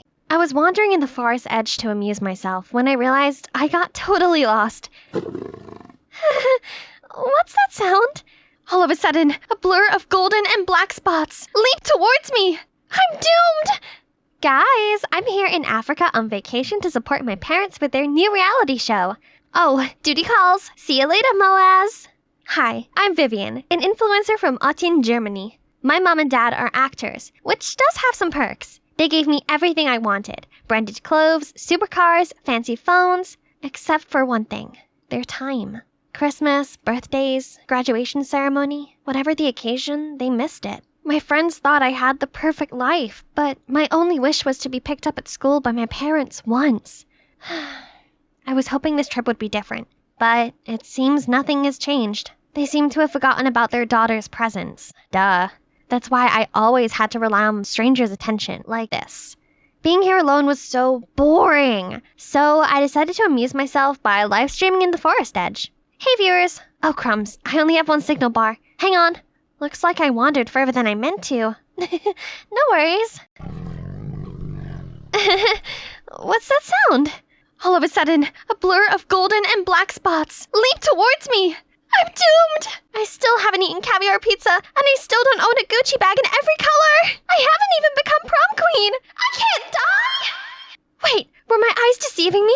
Or was the leopard really knocked out by some jungle guy swinging on a vine? Oh boy, he sure does resemble Tarzan. Beautiful! Thank you? I turned to reach for my phone and realized it had fallen on the ground, and I was still live streaming. Viewers were bombarding me with sad and wow face emojis and flooding my comments with concerned messages. Then my parents and the crew showed up. Turns out this guy had been lost in the jungle since he was a little boy, and he was raised by monkeys. His parents had passed away by now. I know, but I got lost too. Then Mom and Dad announced that they'd bring this jungle boy home under the guise of being charitable. Pfft, wasn't it for publicity? They named him Taz and gave him a makeover. Well, at least they tried to. All the suits he tried on tore, as he was way too muscly. It took an entire box of candy bars to make him agree to shave, and he still refused to cut his hair. He could only speak a limited number of words and sentences he remembered from being a kid, so Mom and Dad had to hire a tutor to teach him to read and write, which was me. He hated living in the house, and after several occasions where he climbed out of the window and slept in the garden, my parents built him an amazing jungle zone room. But then he kept me awake all night with his incessant ape-howling noises. My parents even brought him to their shows, and all they talked about every day was Taz this, Taz that, which made me feel like an outsider. This was really hard for me, but I tried to be patient. Then one day, my parents told me the worst news ever. Taz is going to come to school with you as your bodyguard. We don't have time to do it. At least this time we'll know you'll be safe. What? But I don't need a bodyguard, especially not one that can't even speak properly. Taz knows basic conversation now. I don't see the problem. So the next day, Taz started to stick to me. I set some ground rules. He had to stay 10 feet away from me at all times, and he wasn't allowed to mutter a single word to me. Thankfully, Mia, my bestie, was there to provide some normality to the freak show that was currently my life. Coffee for the hottie. Don't drink. Me test first. Taz say safe for V to drink. Yummy! Then I quickly explained everything to her. He's kinda hot. In a wild way. Don't you dare say that again! But later, despite my rules, Taz stuck to me like glue. Parents told Taz must guard V. Worst of all, the other students treated him like a celebrity. They took his photo, asked him dumb questions which caused traffic congestion in the hall. He immediately ran up the wall like a ninja to escape the crowd, making them even more excited and chase after him. That night, I checked my Instagram and was excited to see that I was only 2K followers away from 500K. Yahoo! Then an account caught my eye. That dude even has a fan page? For real? He stole my parents, my school popularity, and now he's trying to steal my followers too? What's with these crazy people? Why are they all so obsessed with him? At least there still exists a normal person, and handsome as well. Yeah, my Henry. I've secretly liked him for years, but even this sassy Instagram queen has a weakness. Just looking at him made my legs shake, so I admired him in secret. The next day, I was sneakily putting letters and gifts on Henry's desk when Taz interrupted. Why we do that? It's for love. When you really like someone, you show them with romantic gestures. Okay, it's like giving your last morsel of food to someone even though you're extremely hungry. Got it? Seeing as Taz was huge, it was no surprise he was soon asked to join the basketball team. Guess who else was on it? Yep, Henry. So I've got an idea. Maybe Taz was my way of getting closer to him. I asked Taz to give Henry a soda, but Taz accidentally shook it too hard. So when Henry opened it, he got totally soaked. Then I told Taz to support Henry during the match, but Taz was so into the game that he accidentally pushed Henry's pants down, revealing his Hello Kitty underwear. Everyone laughed at him, and he was so humiliated that he ran off the court. After the match, Taz came to me, saying he was sorry, then continued, Taz not like Henry. I decided it was better to separate Taz and Henry before he ruined everything. All right, so I think it's best if you quit basketball. But Taz likes basketball. No big deal. I can ask my parents to build you a private basketball court and play with you? But from now on, you'll have to listen to me. The best ape ever! Shh, stop saying silly things. Taz seemed so grateful for his new basketball court that he started caring about me more. He brought me an overload of fresh fruit, a bit too fresh, and checked it on whenever I was sad. I had just been at ease for a while before Taz was messing around again. I had a movie premiere to attend and was about to change into my stunning Versace dress, only to discover it had been swapped for a dress made from actual leaves. Green! Beautiful, she said. Luckily, I managed to arrange another dress just in time, but at the premiere, when the press interviewed me, Taz appeared. V, best ape ever! I was so embarrassed. I turned bright red and forgot my words. Thanks to Taz, I became a netizen laughingstock. I swear that I would pay this back, and my chance finally came. The audience loved Taz, but big crowds freaked him out, and he always tried to find a way to hide. During one press conference, I saw him run off frightened, so I followed him. Hey Taz, is there a place that will make you feel better? I can take you there. V, take Taz to jungle? Taz happy. So I took him to the Dower Forest. As soon as we got there, Taz's mood changed. He ran wild and then stopped at a large oak tree. V, why letters? This is the bridegroom's oak tree. Local people like to leave love letters here. Then we sat down under the tree, and Taz looked so upset. Taz not like bright light and flashes. That's okay. We can just chill here, right? Great. Seeing Taz leave the show on his own, then surely Mom and Dad wouldn't like him anymore. Only, when we returned home, my parents weren't furious with Taz, but with me. Vivian, you should be setting a good example for Taz, not just inciting and taking him away from important events. Can you stop acting like a child and think before you act for once? I shut myself in my room and I had a complete meltdown. Then I rang Mia to confide in her. Living with Taz is a nightmare. He has to leave. What do you mean? I'm going to find a way to kick him out. The next day at school, I was walking along the hallway when Henry appeared in front of me.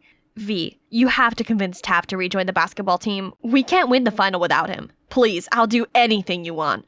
Wow, seems like my Christmas gift came early. Anything you say? How about taking me to prom? Actually, that's what I've always wanted to do. Thank you for giving me the opportunity. I was frozen. This was incredible! I guess my kick-out Taz plan would have to wait for now. So I humbled myself to convince him. As expected, with the help of Taz, the team won. Only neither he or Henry showed up to get their trophy. I went looking for them and found Taz pouncing on Henry. Taz, stop it! But he was too full off rage to listen to me, so I had to jump between them. He is completely out of control. You can forget about the prom then. This is all your fault. You stole everything from me since the day you were back from that freaky jungle, and now you've beaten up my crush. All you've done is ruin my life. Why can't you just give me alone? Then he left. For real. This felt great, as I'd finally got rid of the thorn in my eye. Only, I couldn't shake away this empty feeling. Scrolling through my old comments didn't help, and neither did live streaming. I suddenly realized I missed the special way Taz cared about me. And when with him, I didn't have to hide or force myself to be anything other than me. I aimlessly wandered to Dodor Forest and stopped at the oak tree. A letter poking out of the hole caught my eye. I picked it up and recognized it was Taz's try-to-be-neat but scribbled handwriting. Henry liar. He's with Mia. My head was still spinning when my phone went crazy. I checked and saw my inbox was full of rude comments. Then I soon found the viral audio. Living with Taz is a nightmare. He has to leave. I'm going to find a way to kick him out. I was literally petrified for a few seconds, while netizens kept going crazy, saying I was so ungrateful to Taz even after he'd saved my life. How could she? I immediately went to Mia's house to confront her about it. It was you, the only one I confided my story. Oh well, Miss Obvious. It was me, so what? Henry's mine, not yours. He just told you what you wanted to hear to get Taz back on the team, but that moron overheard Henry talking to me and dared to hurt him. You! Hi's, talk about the jungle, dud. Total simp and stupid. I told him you'd love a leaf dress, and he totally bought it. Now, if you'll excuse me, I have to get my hair done for a date with Henry. Mwah. I felt like an elephant had slapped right on the face. So Taz was right. Back home, I gloomily pulled out Taz's letter. But hold on, there's still another part. Why didn't I realize it sooner? Right then, my parents arrived home. They'd heard that audio and were absolutely furious. It's your fault Taz ran away. Now we have to compensate for the contracts of the shows he was supposed to be in. You don't care about anyone! Says you! All you do is give me money and that's it! You're never there when I need you! Never! Even Taz cares about me more than you both do! Then I ran off right away. I kept going until I ended up under this bridge. Then I saw him. He was playing with some stray cats and dogs. I immediately ran to hug him and started apologizing, but he pointed behind me and said, Bad guys. Bad guys. I turned around to see 2 figures headed this way. I dragged Taz into the corner, and we watched them bundle the cats and dogs into sacks. They were definitely up to no good, so I used my phone to record them, but... What you aiming at, kids? I woke up feeling dizzy to realize that we were both tied up in an abandoned house. Still no reply from her parents. They better pay up, or else. You're wasting your time. They don't care about me. The thieves ignored me and kept calling and calling, but still no answer. That was it. I was gonna die here. We. Then, when it was pitch black out there, the door barged open and walked in Mom and Dad with a bag of money. As the thieves counted the money, Dad tried dialing the police, but one of them came throwing his phone right away and beat him up. Say goodbye to your daughter. Please don't hurt her. Hurt me instead. This really shocked me, as I'd only ever seen other people bowing to my parents before, not the other way around. The one guy raised a plank of wood to hit me, but right at this time, Taz leaped free and knocked them out cold. The police arrived soon after that and arrested the thieves. Mom and Dad immediately rushed to me. Are you okay, sweetie? We were worried sick when you were nowhere to be seen, and we're sorry for making you feel unwanted. We never had money growing up and struggled a lot. That's why we wanted a different life for you. We kept working and thought giving you money over our time was the best way to show our love, but we were wrong. Mom, Dad, what I really need from you is your presence. It's more precious than anything. And thank you for everything.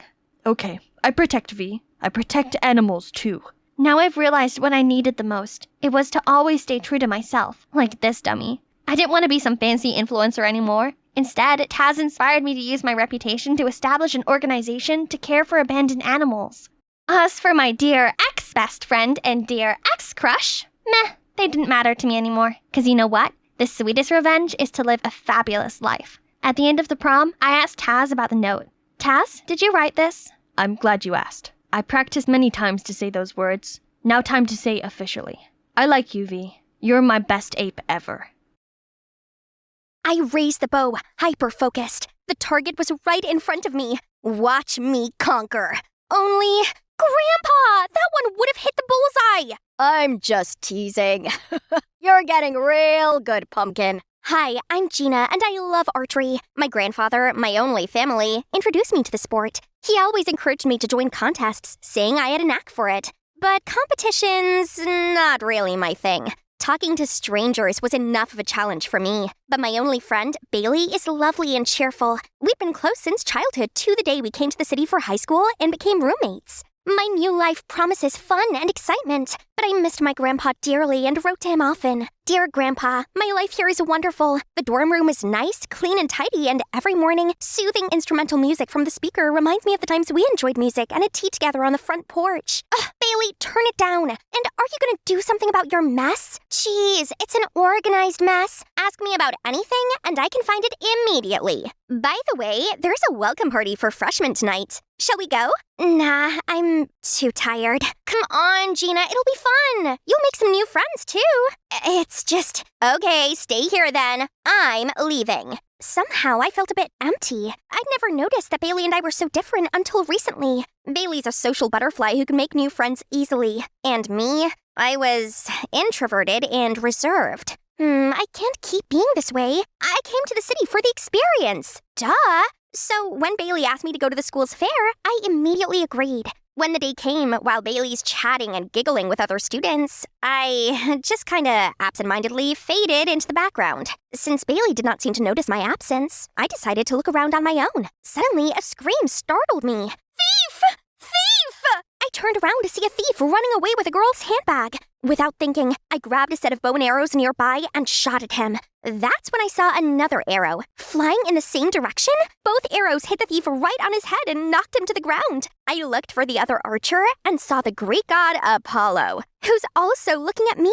Then he went to handle the thief as I took the opportunity to quietly leave the scene. I was still daydreaming about that guy when Bailey barreled into our dorm with a group of friends. I quickly turned myself into a burrito and pretended to be asleep. But Bailey ruthlessly unfurled me with a wide grin. Hey, G, there's someone I'd like you to meet. Samantha, head of the school's archery club. Bailey told me you're quite an archer. Yeah, sort of. Well, we're looking for new members. You should come by. I'll be sure to stop by. Thanks. After school the next day, I visited the archery club and saw a familiar face. That's the guy from yesterday. Ooh, he also blows on the arrow like Grandpa. So cute. Oops, busted. Am I hallucinating or is he walking toward me? Hi, you were at the school fair. Your shot was phenomenal. I'm Chris, by the way. I'm Gina. So you're new here?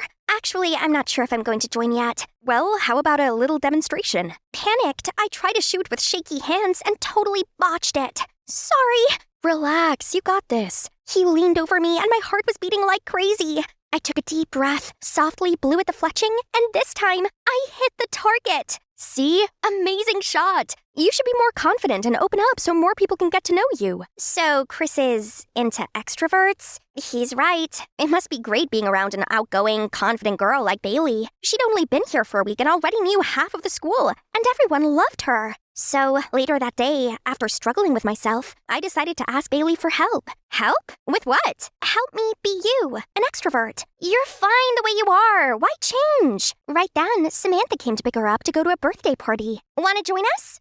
You'd rather stay here and read, correct? You know me. Then Bailey left, just like that. All right, if she doesn't want to help, I'll do it myself. Time to break out of my cocoon.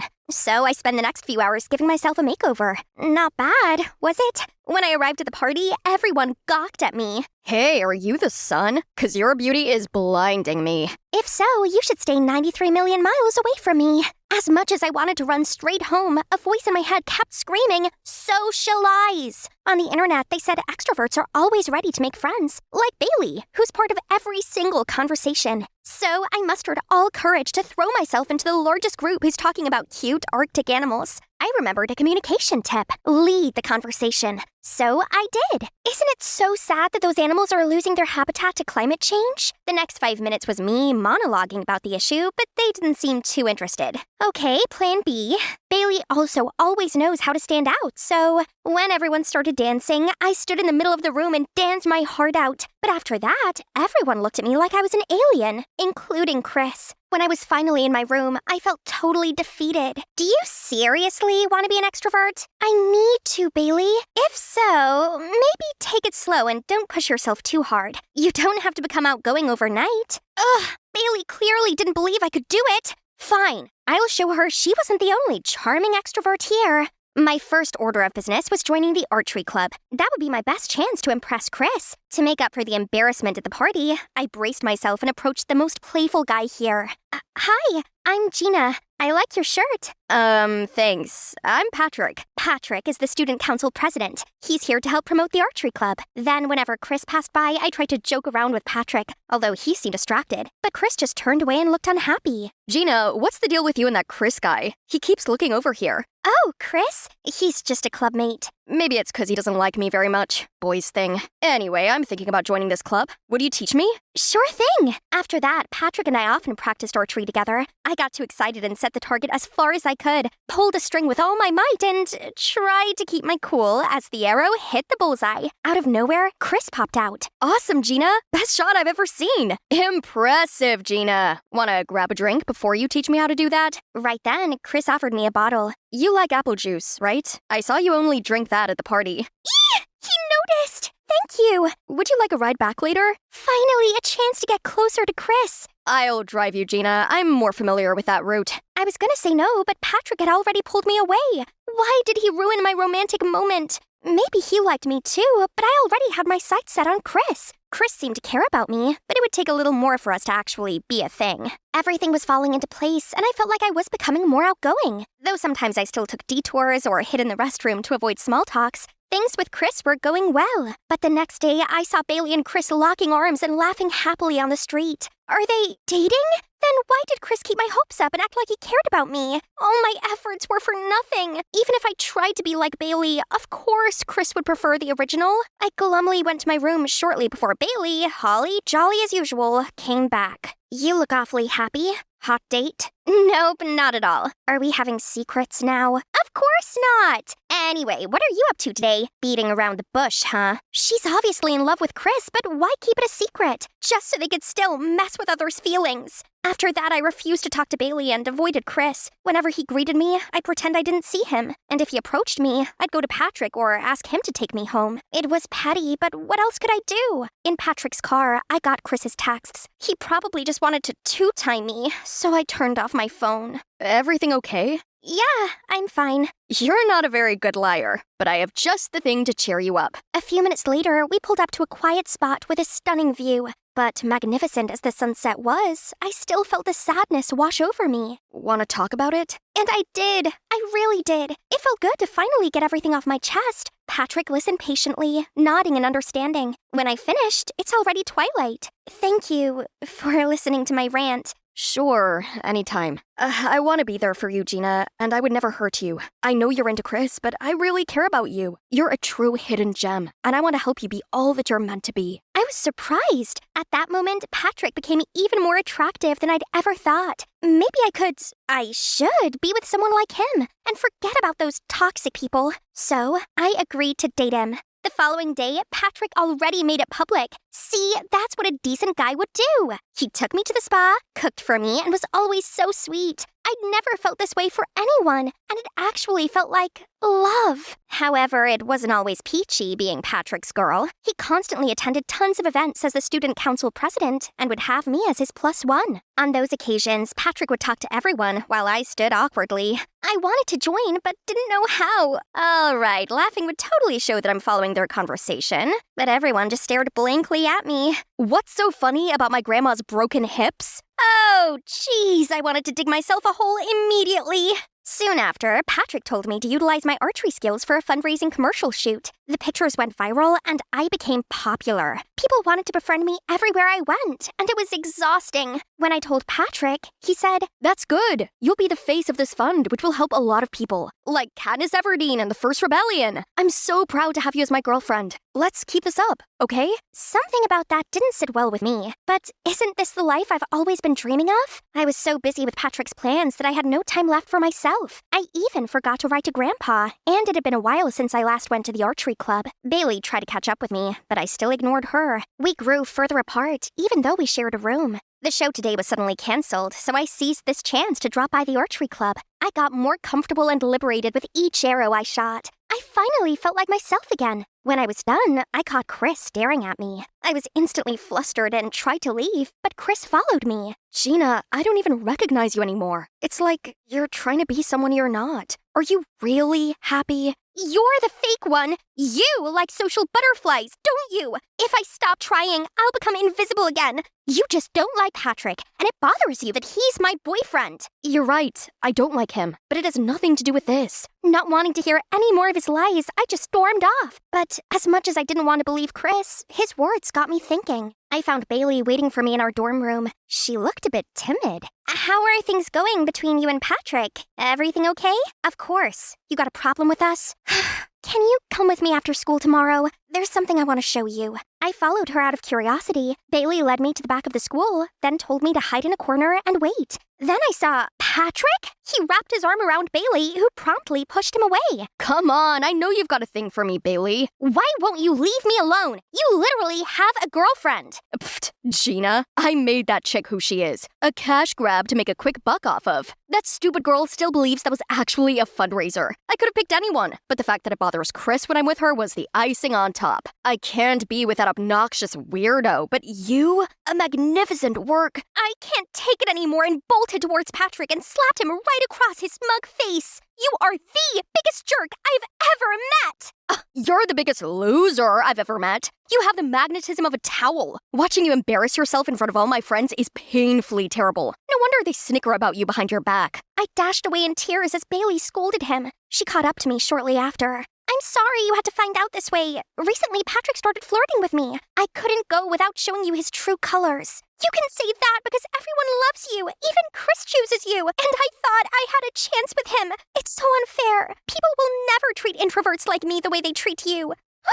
Wait! You like Chris? having no energy left to be angry. I slumped down, sobbing. Listen, I'm sorry that I refused to help you become an extrovert. The reason is, you're already amazing, Gina. Since we were kids, I've always admired you. You're smart, patient, and determined. What? Would you believe me if I said I wanted to be more like you? But then I realized that introverts and extroverts have their own strengths, and we do best when we're ourselves. That's why I am who I am, and you should be none other than yourself. I held back my tears as best as I could and hugged Bailey tightly. I'm sorry for misunderstanding you. Thank you for telling me what I need to hear. I returned to my room and saw a letter from Grandpa. He asked how I was lately and why I stopped writing to him. He knew living in a new environment would be difficult, but as long as I understood my own worth, I could overcome everything. He finished his letter by saying he'll always love me unconditionally. Tears welled up in my eyes again. Shortly after, Bailey came back all excited. I have a surprise for you. When we got outside, Chris was already waiting. I was extremely embarrassed and confused to see him. Gina, from the moment we met at the fair, I haven't stopped thinking about you. I was impressed with your archery skills, but before I knew it, I was charmed by your intelligence, kindness, even your shyness. Aren't you dating Bailey?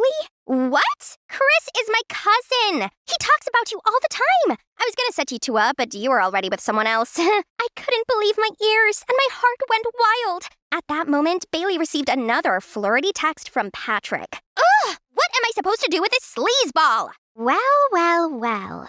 Could you believe it? Bailey let him hear blindfolded for a surprise. Okay, ready for my present? Patrick was surely surprised to see me aiming right at him. You better come clean about all the cheating you did. It wasn't cheating. You weren't even my girlfriend, loser. Before he could finish, I launched an arrow right above his head. Lucky for you, my aim was just right. But who knows? A loser like me could have missed. Patrick freaked out and literally peed his pants. Then he confessed to all his faults. Siphoning off public funds, love scamming for money, which all had been recorded. As soon as the video was posted, Patrick was boycotted and lost his student council president position. He had to switch schools after a week. I finally felt confident in myself and won many archery competitions. During the holiday, I brought Bailey and Chris back home to meet my grandpa and showed him my many trophies. Remember, everyone, be the best version of yourself, and the right person will love the real you.